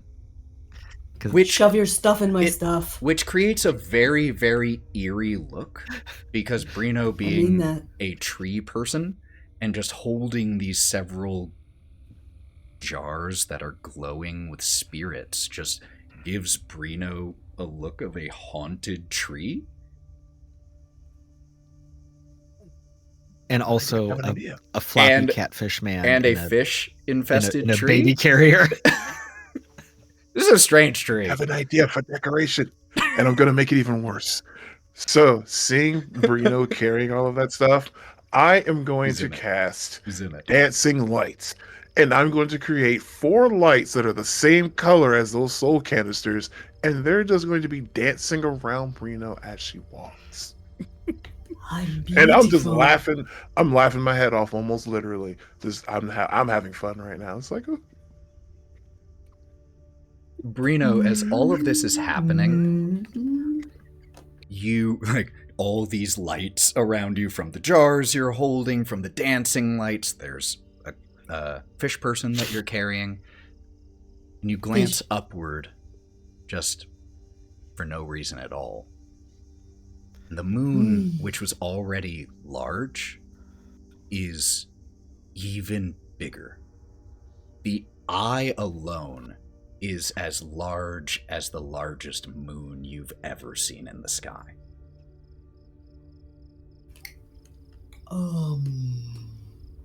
It's getting closer. That moon with the teeth. Yes. Yes. Look at it, yes. I don't want to look at it. You can't make me. You don't look at it, it's You not can't real. deny the truth for much longer. no, the crooked moon can't hurt me. The crooked moon can't hurt me. Well, it'll just fall from the sky and crush us. That's fine. And he's gonna keep dancing with his lights and his fish baby and his jars. You all make your way back to the locomotive where the vagrant is, where Philip and Adela have also been searching the nearby area for soul cans. And when you return, the vagrant is staring into, again, part of the wall, one of the walls of the tender ripped off. And so you are able to see him inside that car as it is off kilter, just staring into the darkened furnace. And the locomotive's wheels are still motionless, but its ghostly lamps flicker with a dim blue glow.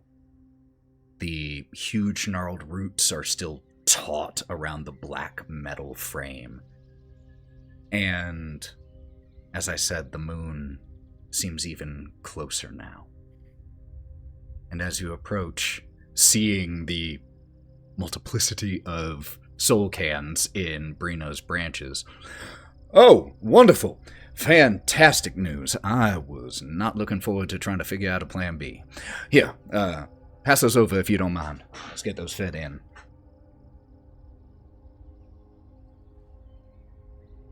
As you... And he just shakes them out. As you drop them and... all right. There we are. All right. All right, let's start with 3 here. Oh, let's give it a little extra boost. Let's start with 4. I'll save 3. And the vagrant begins to feed these jars directly into the furnace. And as he pours the soul energy from these containers back into the furnace,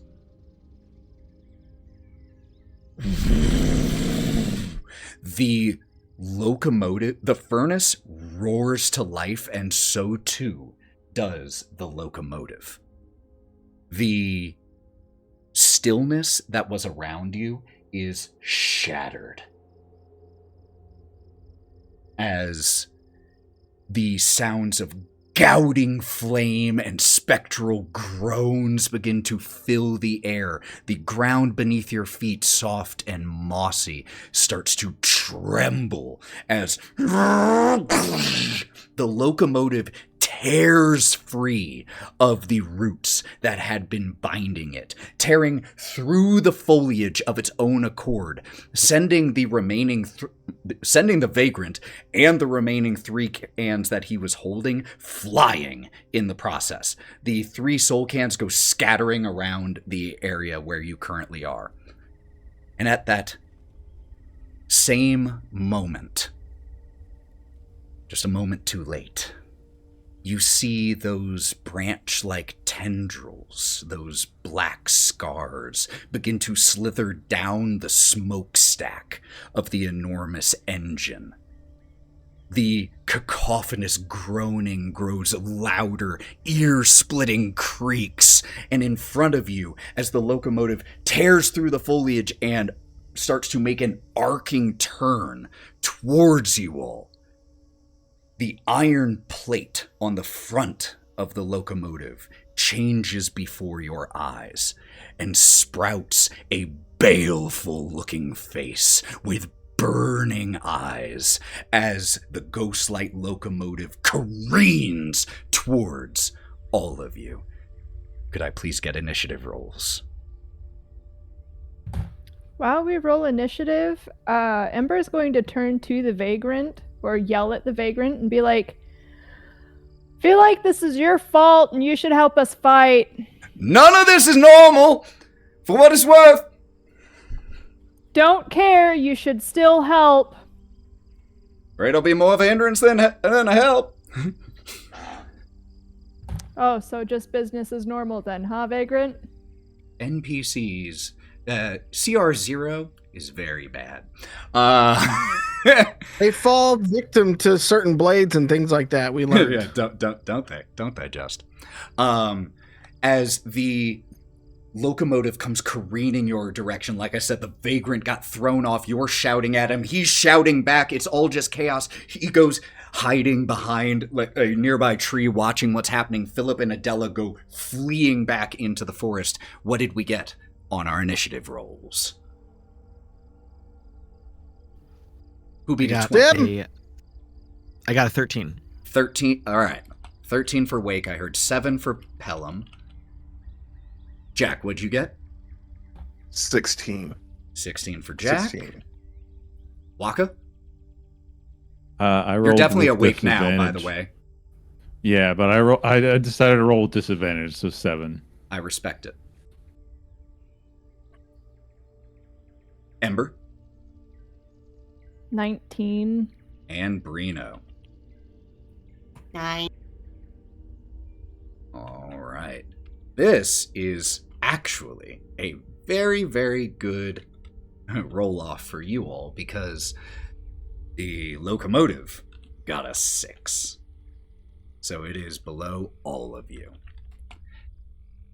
All right. And I'm going to say because of all the loud noise and seeing it careening your way, there's no surprise, so there's no disadvantage on initiative here for anyone keeping track as rules lawyers, so you know why that did not happen. This dark steel locomotive with the burning eyes, you can see a mouth just formed from green flame on its iron faceplate here. And those soul cans went scattering all around here, and you all are pretty close to each other because you all were pretty close to each other. And our initiative order is Ember with a 19, Jack with a 16, Wake with a 13, Breenoh with a 9, Pellam with a 7, Wokka with a 7.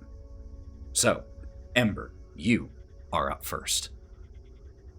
At the moment this thing is about, and just so you all know, I am keeping track of everyone's positioning and everything with a battle map.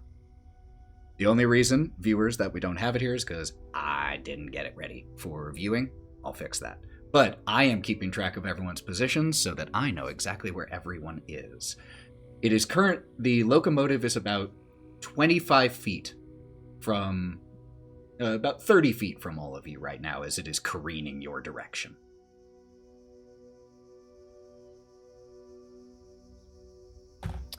Fantastic.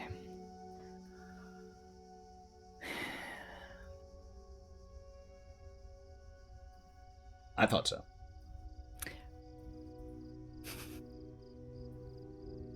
So, DM, Player. and sorry viewers, I'm always checking in because D&D Yeah, the no. rules have changed so Yeah, much absolutely. that I have to Hit me. check. So when I hold an action, does that mean that I have to wait for whenever my initiative is next up, or can I use it? No. So when Okay. there are two things you can do. You can hold your initiative or hold your turn, which is holding everything and just saying, I want to go later. But that will permanently move your initiative down to that in the order. That's always an option. But if you're holding an action, Okay. you state what action you're holding and what the trigger is. Okay. And if that trigger Okay. occurs, you can then use your reaction to use your held action. So for example, if you said, I want to stand here and hold Cursed Claws for if it comes within range of me. As soon as it gets within range of you, on its turn presumably, you would get to use your reaction to make that attack. So that's how holding your action works. Does that make sense? Fantastic. Yes, and Cool. you also kind of read my mind. Hey! Because I'm not going to run up to it. I do want to give us space to be able to navigate this.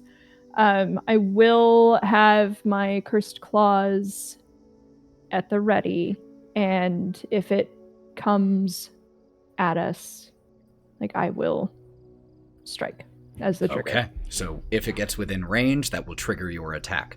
Perfect. Makes sense to me. That means up next is Jack with Wake on deck. Okay, so train's careening at us about 30 feet away, you said, right? Correct, sir. So, 30.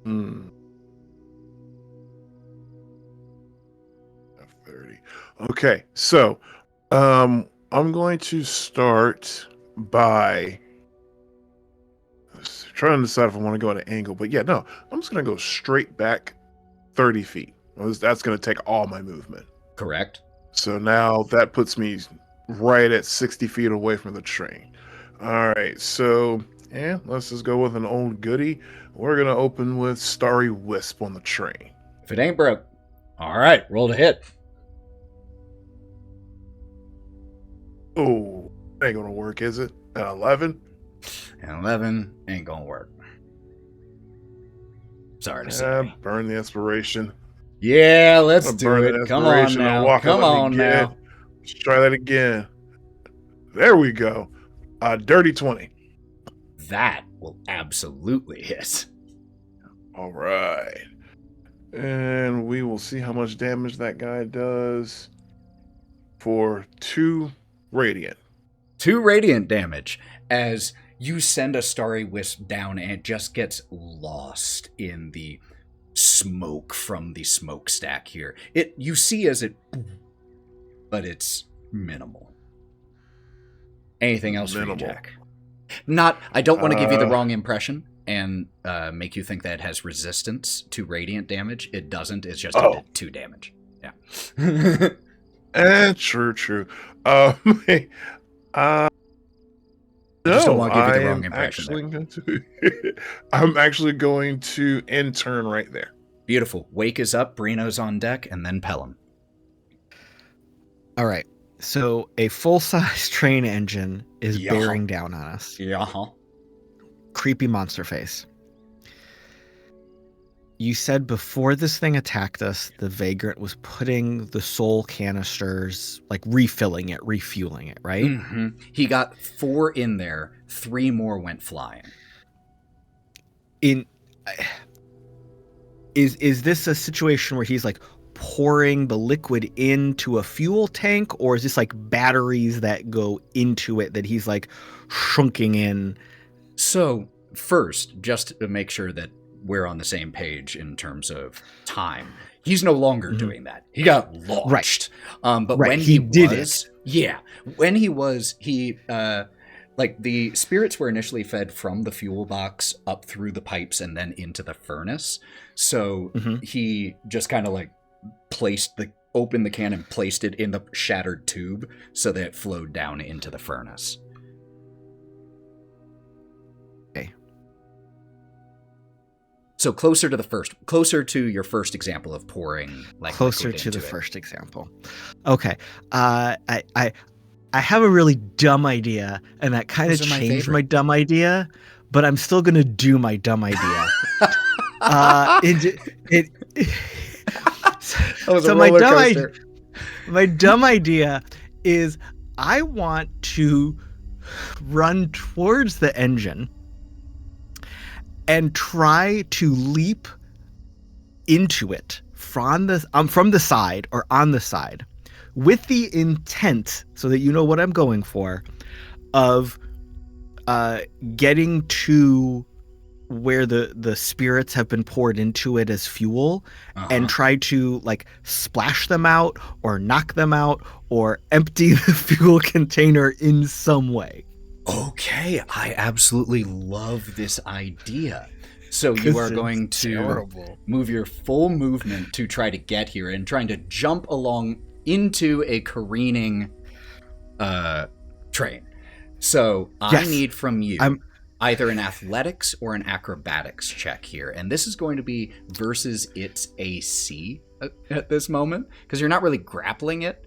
You're trying to kind of hit it with your whole body. Yeah. I'm going to acrobatics. Okay, let's do it. Bless won't help me here. Ooh, wow. That's a 25. You all see as Wake goes running and just does a side leap and disappears into this train car. I feel like as I run towards it, I like dodge to the side a little bit, jump, I grab like a bar alongside the door with one hand and like pull myself inside real quick, like almost flagstaffing out, and then like the momentum carries me around the turn. Okay. That's incredible. Yeah, as you leap in here, grabbing a hold, it's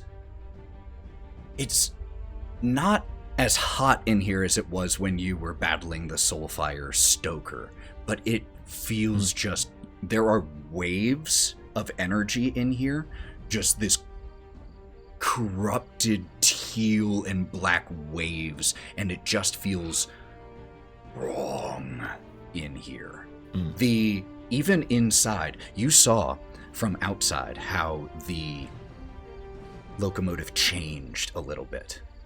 It's changed inside too, where the furnace itself has taken on a malevolent appearance, not with a face, but it simply is a ghastly looking piece of metal and engineering compared to the basic, simple but sturdy black box it was. It is now sharp angles and curves that defy Euclidean geometry, and it is just weird in here as you jump in. That is going to take your action to do that. So that means you have bonus action still, or Breenoh is up. I don't think there's really anything else I can do with a bonus action that's going to help me. So I will just pass the rest of my turn. Rest of your turn. Okay. Breenoh is up with Pellam on deck. Can I? So this thing is like basically possessed, right? This train. Kinda. Certainly one interpretation. It is a creature. Everything. Just so you all know how this works in D&D, or in 5.5e, as it's now known on D&D Beyond. It is anything that is alive. Got it. Or has a stat block that exists. Usually a is train known as it a doesn't creature, fall into that, so. but it has a stat block. It is a creature, Cool. and anything that the DM controls is mechanically classified as a monster. Even humans that I control for mechanical purposes are called monsters in the new editions. Okay, we need to slow down this train. Because now one of our people's on it. So, because it's coming towards us, right? Yeah. Oh, well, very vaguely. Breenoh remembers seeing the crashed train car previously, and that it had roots around its wheels. So he is going to try to emulate what he has seen, and he is going to try to grasping branches at the wheels in a way to slow them down. He's going to run up alongside of it, and he's going to back up his movement with his branches to try to stop it. I'm in love with this. Slow! Okay, so how close are you getting to this thing? I need to get within 30 feet. You're already within 30 feet without moving, for what it's worth. I kind of figured. So I will walk slightly forward because its momentum's going to push it forward, and I need to be behind it to pull. Got it. So okay. slightly Love it. alongside it, behind it. Okay, love it. In that case, what do I have to make a roll for grasping branches? Yes. You have to make a strength saving throw. Okay. I will You're let you know trained, so it's its best save. Probably pretty juicy. Yeah. But I only rolled a 7 on the die, which is an 11. Oh, that's a big failure, my guy. That is a 13. big fail. Target has the restrain condition for 1 minute. It is going to use one of its 2 legendary resistances. And so as you send these grasping branches towards it, they start to snarl into the wheels here, and you feel pain as the front of the limbs that you send forward, the grasping branches, are torn by the wheels as they push through it and snap. You hear the shattering of wood as Breenoh kind of leans forward to assist the process. He knows they're going. So he braces himself. You hear the snapping wood. And we see you grow new ones. We see you brace and your branches hold on for just a second. You manage to slow this thing down as you dig your roots into the ground, but it's simply too strong and it breaks free. Fucking shit. That was just a bonus Well. action. It was just a bonus action, but now I don't have any arms. You still you have your arms.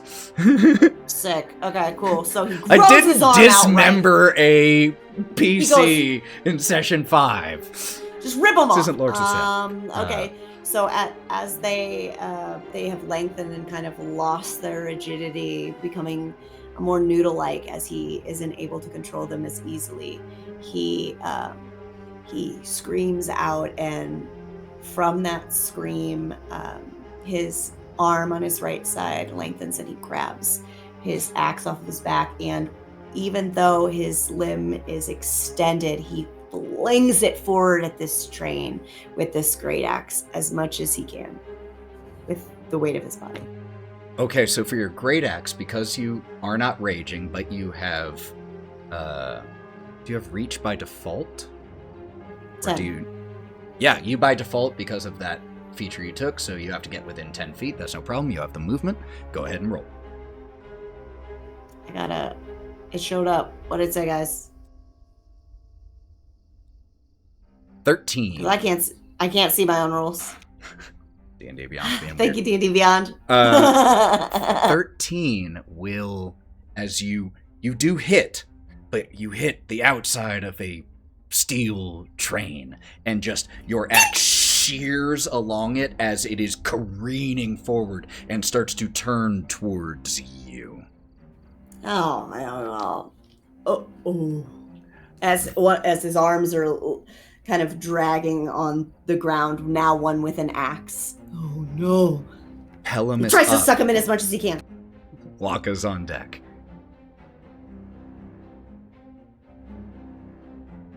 Who? Sorry, Pellam you is up. broke Oh, I apologize. Pellam is up. Wokka's on deck. Okay, so Pellam is going to look at what all is going down and just kind of mutter to himself, "Oh, this has really derailed my night. But I shall conduct myself with dignity and try to get this party back on track." And with that, he will cast Vicious Mockery. There we go. Wisdom saving throw. I use a nat 20 on that. Okay. Rolled a nat 20, which with a +0 is a 20, which I believe will succeed for this current DC level. Does it do anything on a fail? It laughs, but that's it. Oh, okay, I didn't If a train know can if laugh. this was one that did something on it. Because that was a good line, damn it. You got to laugh from someone. But as you send this insult, I just think that you actually hear in your head, "Hey, don't take it personally, Pellam. You got to know your audience. It was too smart a joke." Mm. That will... Do you have any bonus action? And do you want to move? Warlocks don't get bonus actions like that. Fair enough. Hey, I'm just checking.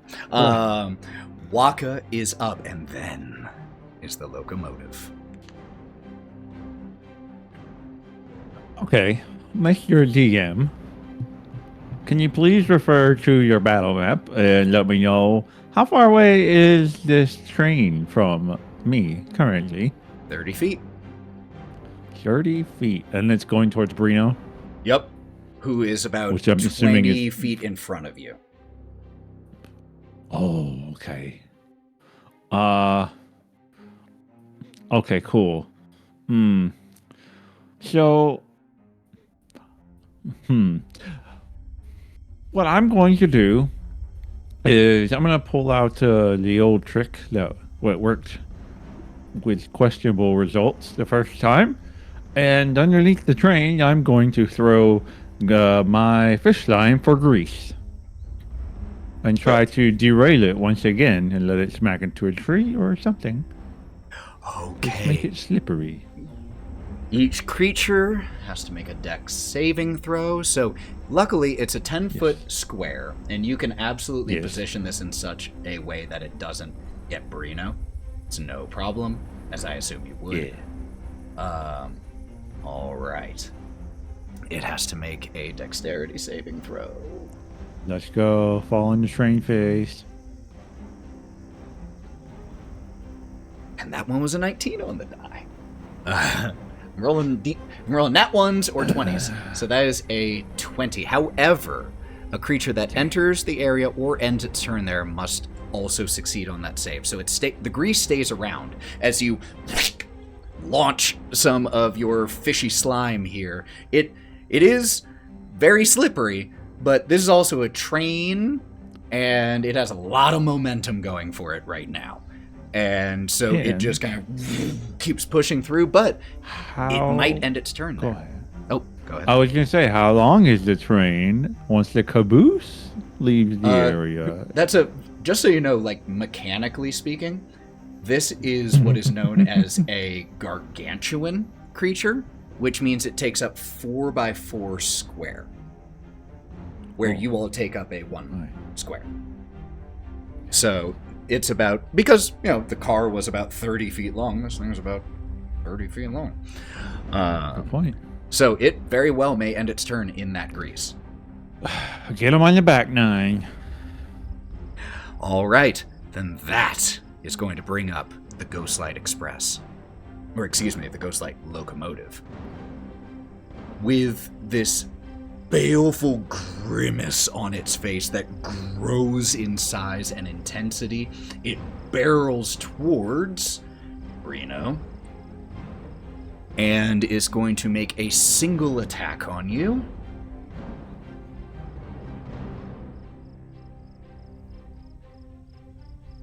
For a 19. Mosa, you got hit by a train. Great reference. You take 10 points of bludgeoning damage, and you are knocked back 10 feet as this thing slams into you. And unfortunately, it doesn't have any bonus actions, so that's all it can do. But it's going to pursue Breenoh, but because of how big it is and because of where you put the grease, the last squares of it are still in the grease. So it has to make that save again. Keep moving, you son of a bitch. I rolled the same twice for that check. So it's another 19 on the die. It was so close to a 1. It flipped over to it. Wokka Jumbo is very mad. Wokka Jumbo is displeased. That is the end of the locomotive's turn. That brings Ember up with Jack on deck.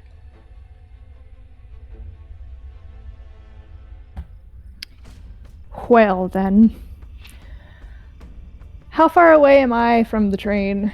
Because I know that Breenoh's been up and then hit back. I'm assuming You probably to are, where because of the way it moved, we you're are. only about 20 feet from it now. Okay. All right. I'm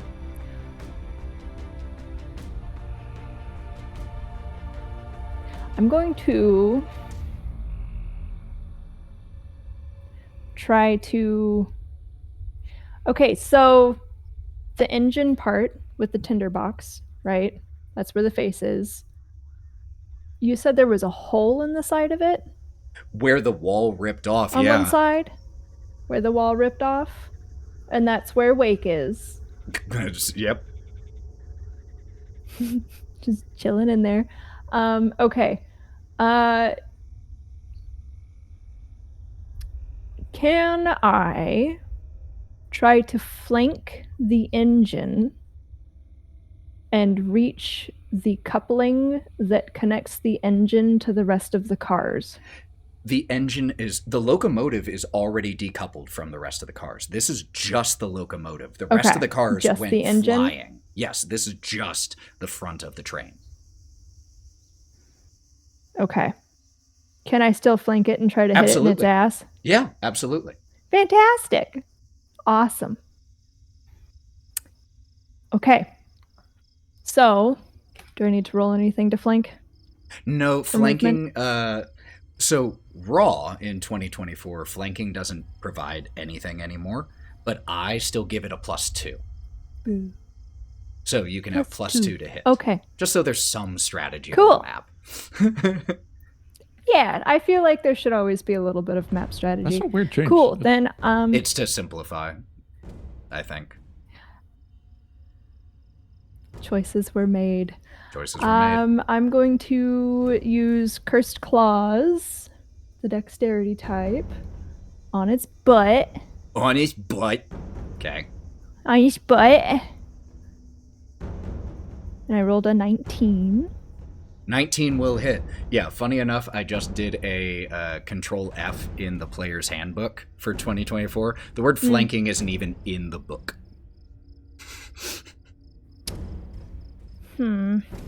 But a 19 will absolutely hit. And I rolled a 6 on my d6 and got an 11 for the damage. And I will be 11 using the damage. curse. What type of damage? 11 Slashing? damage. It is slashing damage. Wunderbar. And like I said, the locomotive is a physical thing. And so you, at least Yes. in some way, and so you are able to rake into the side of the wall here, tearing off a large section. And you feel like your strike did exactly as much damage as you would expect it to, because it does not have resistance to that. Fantastic. And then I'm going to follow up with a flurry of blows and use There all we- of my focus points. Let's go! You get to make 2 more And- attacks. Yay! Okay, so my first attack is a 13, so I'm going to assume... 13 will not Does that hit. hit? Boo. Okay. What about a 24? That might. Yeah, I think sure. Why not? Maybe? Okay. Why not? Cool, yeah. And that'll be for 6 damage. So I 6 probably, more like, damage. went in for the second hit and kind of stumbled because I had already torn some of the material off and then hit again. Love it. Love it Yeah. so much. All right. Fantastic. That is Ember's turn with 2 successful attacks, just tearing into the side of this thing. Jack is up and Wake is on deck. Okay, so realizing gonna need the direct approach on this one. So I guess I'm still 60 feet away from it because of my movement last Yep. turn, right? And it's been- It moved okay, slightly closer, so it's about 40 feet from you now. 40.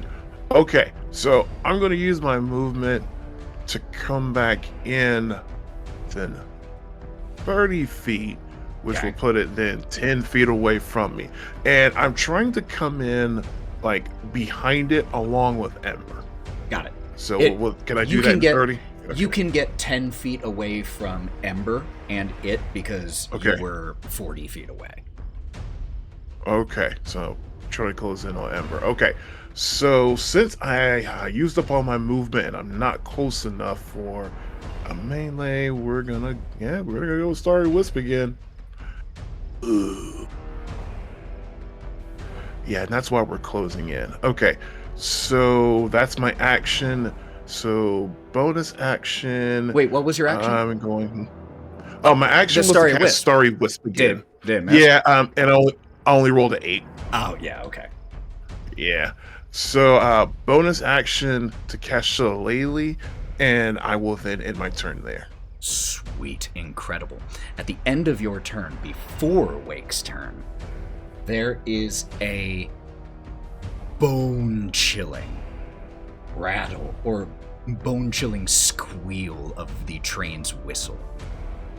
Could you please roll me a wisdom saving throw, Wake, as this sound is supernaturally loud from inside here and just sends chills up your spine?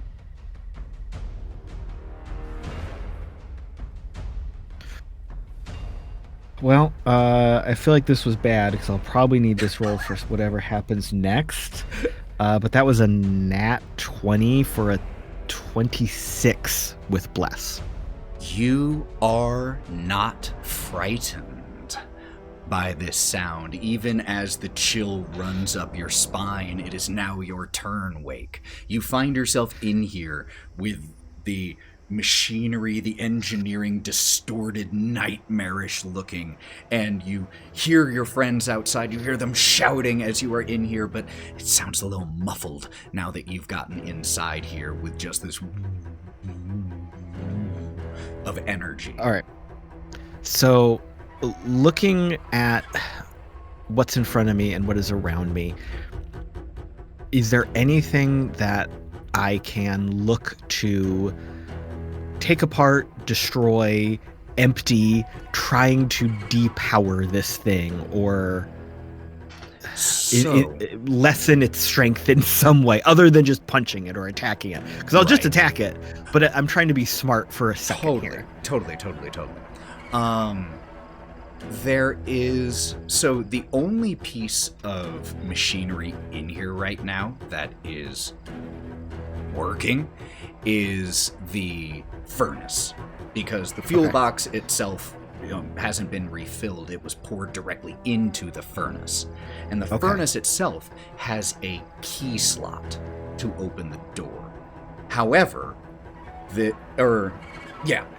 main door is still locked because it was being poured in through one of the tubes running to it, so there is a lock that you could try to open. I can try to pick it. You absolutely can. Yup. I got all that jazz going for me. You absolutely I'm gonna do can. that. I am absolutely gonna do that right now. Dang, it's probably a sleight of hand check, right? Yes. 2024, it is just simply a sleight of hand check. Okay, I have thieves tools and I'm proficient in sleight of hand, so I have advantage on this check? No, it's the fact that you're proficient in thieves tools that even lets you add your proficiency here. Okay. It, I believe. I don't think thieves tools gives you advantage. I thought there was something that being trained and having the tools, but I was also confused when I was reading it. I will double check that. Let's see here. This should be it right here. Thieves tools. Yeah. You just get to... Having them is what lets you try to pick the lock, and the proficiency lets you, I think, add your proficiency bonus. So that's already added in because you're proficient with sleight of hand. So you can go ahead and make that sleight of hand check. All right. Oh! If you have proficiency in a skill that's used with that check, and you have proficiency with that tool, you get to roll it with advantage too.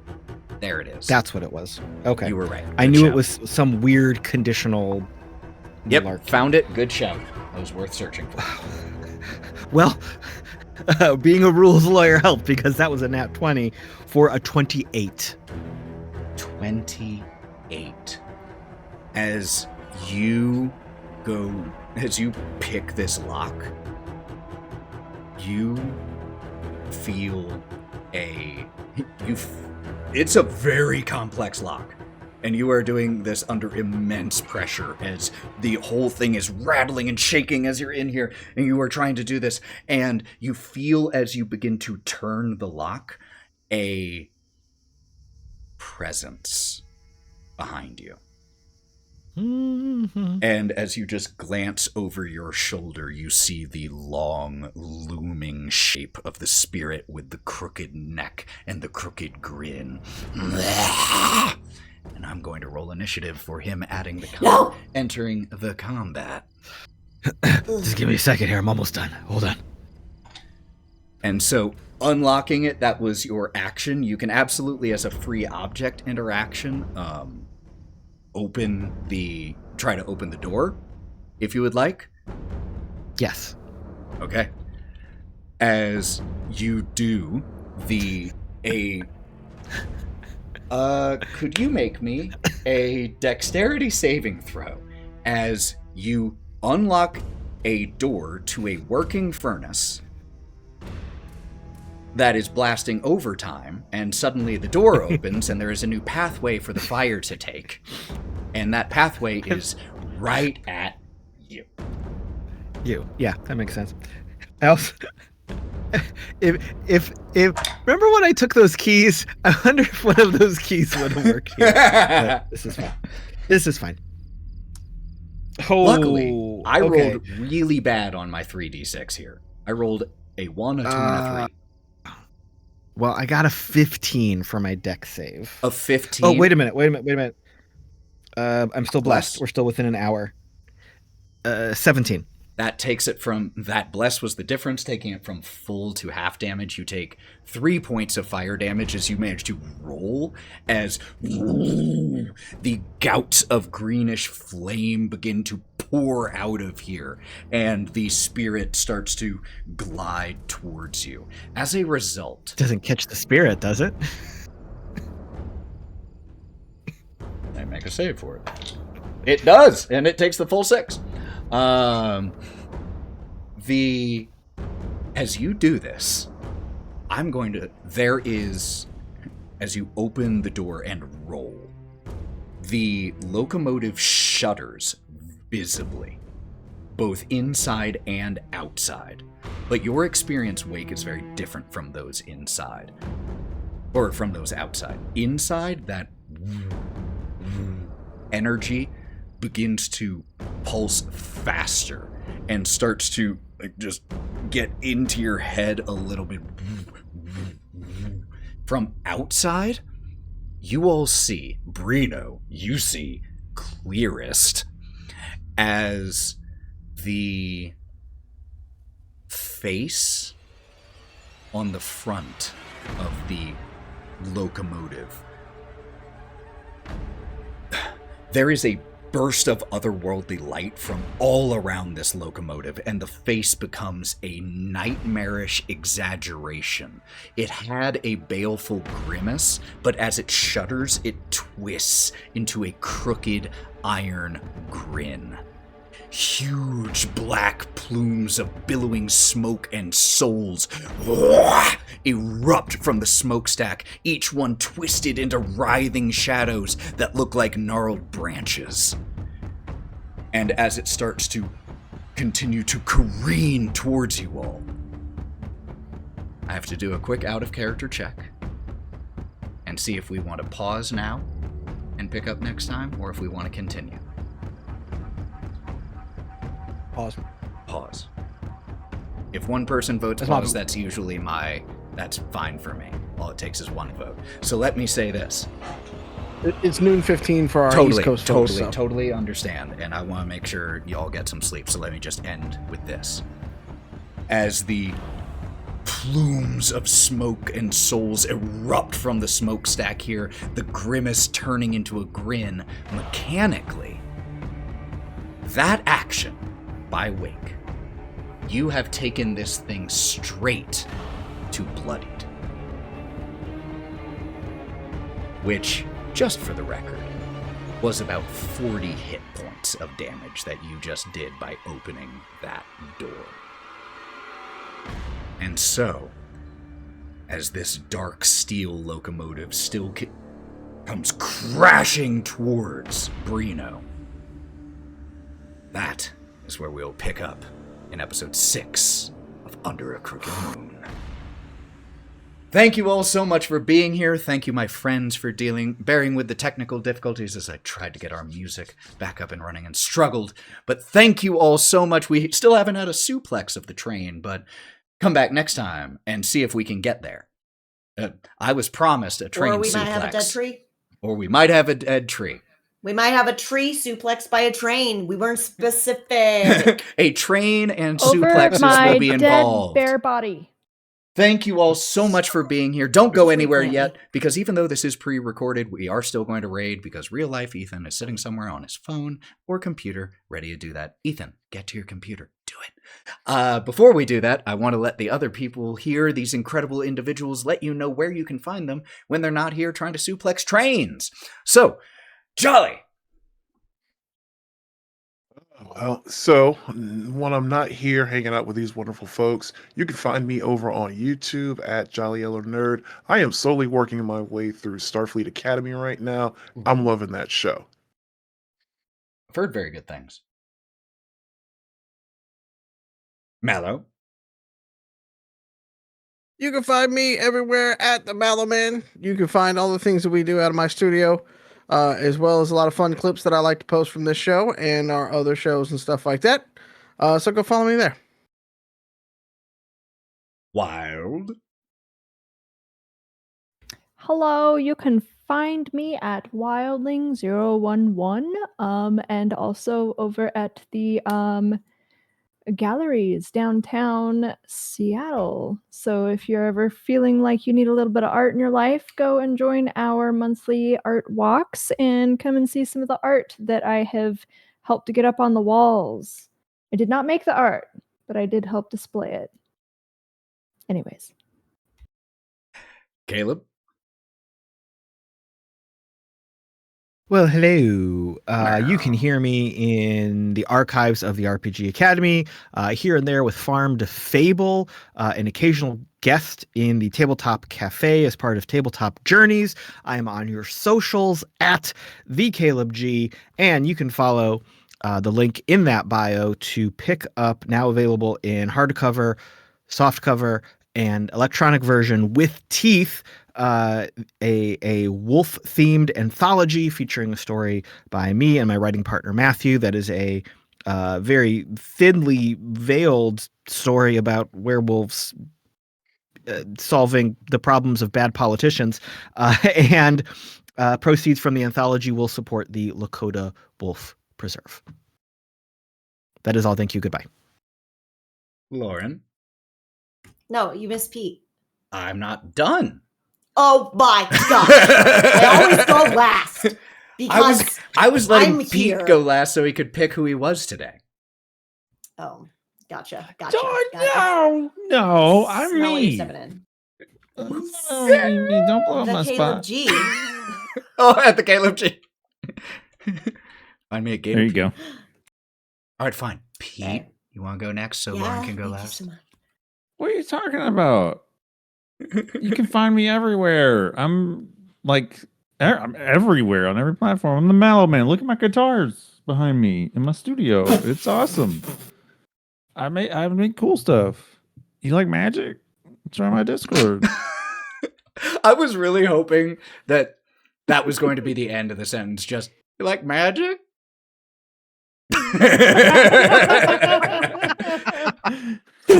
Magic. All right, Lauren, bring us now on. I have something to go for. Lauren. Hi, I'm Lauren. I'm here. I'm just here. And on the internet as Thousand Faces, and also as 95% Lauren, if you like things a little on the cheekier side. And I like spicy noodles and I make them. And also I like to hug dogs, and I think you should hug yourself. I'm doing that right now. Ready? And okay, that was nice. Good job. Okay, loving you. Bye.